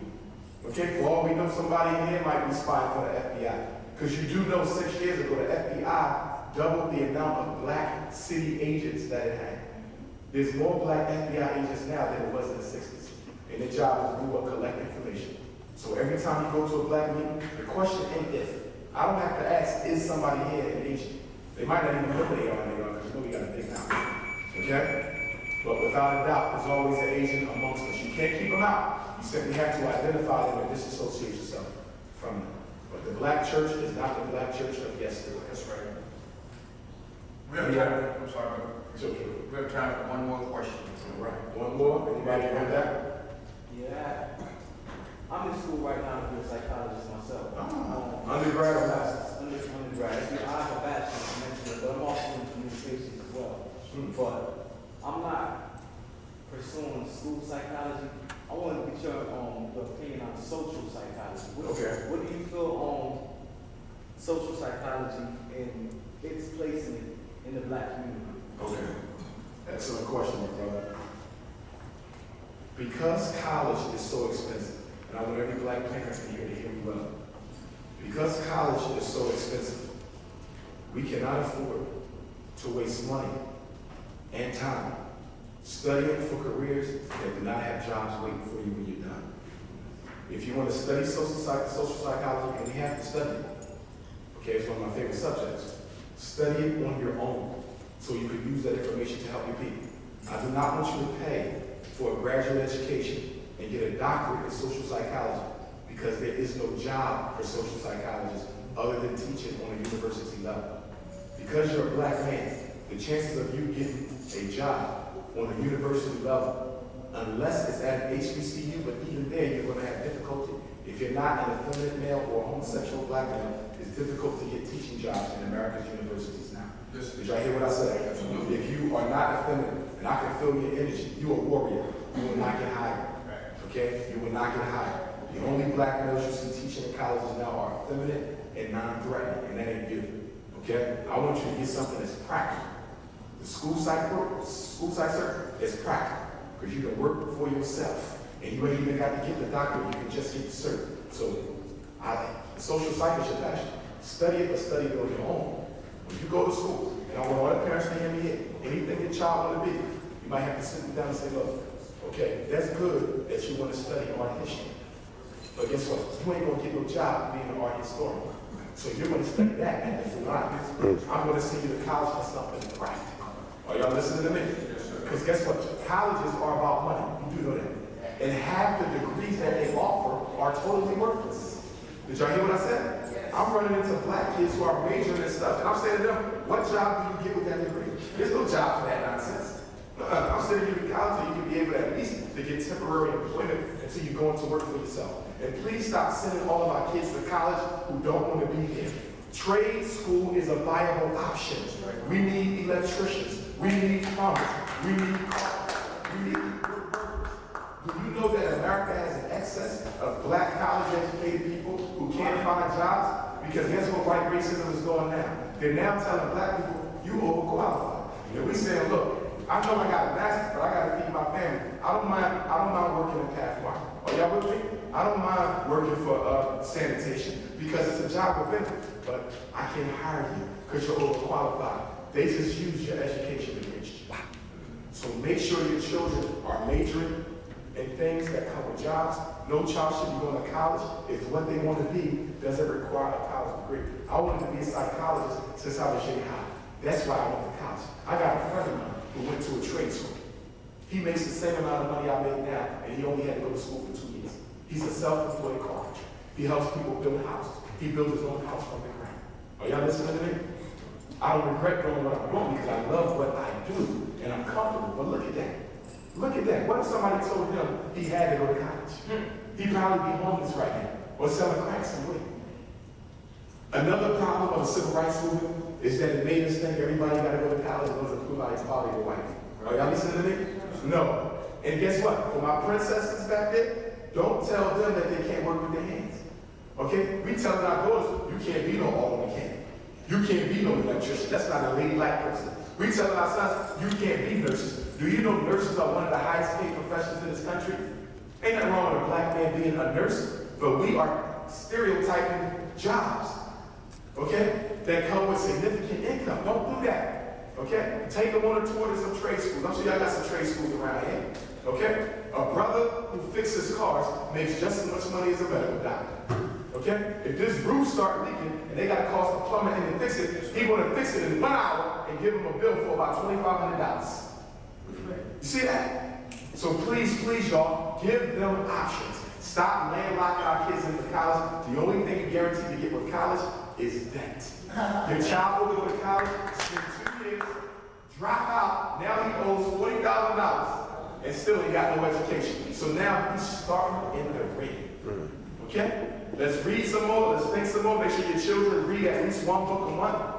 Okay? Please make sure your teenagers are not reading those black trash smut novels that have become most popular books in the black community. I'm tired of seeing those books. Some of y'all read them too. If I catch you with it, I'm gonna throw it, I'm gonna snatch it and burn it. You ain't got no, my princesses, you ain't got no business to read no book with some woman on the cover with her cheeks spread out in some car or some guy with a ski mask and a gun. They took BET and put it in the book. And many of the white bookstores and black bookstores have gotten rid of the real black literature. You know why? Because they say black people don't want to read Malcolm. They don't want to read Barbie. They don't want to read the narrative of the life of Fredrick Douglass. They don't want to read that. They want to read black trash.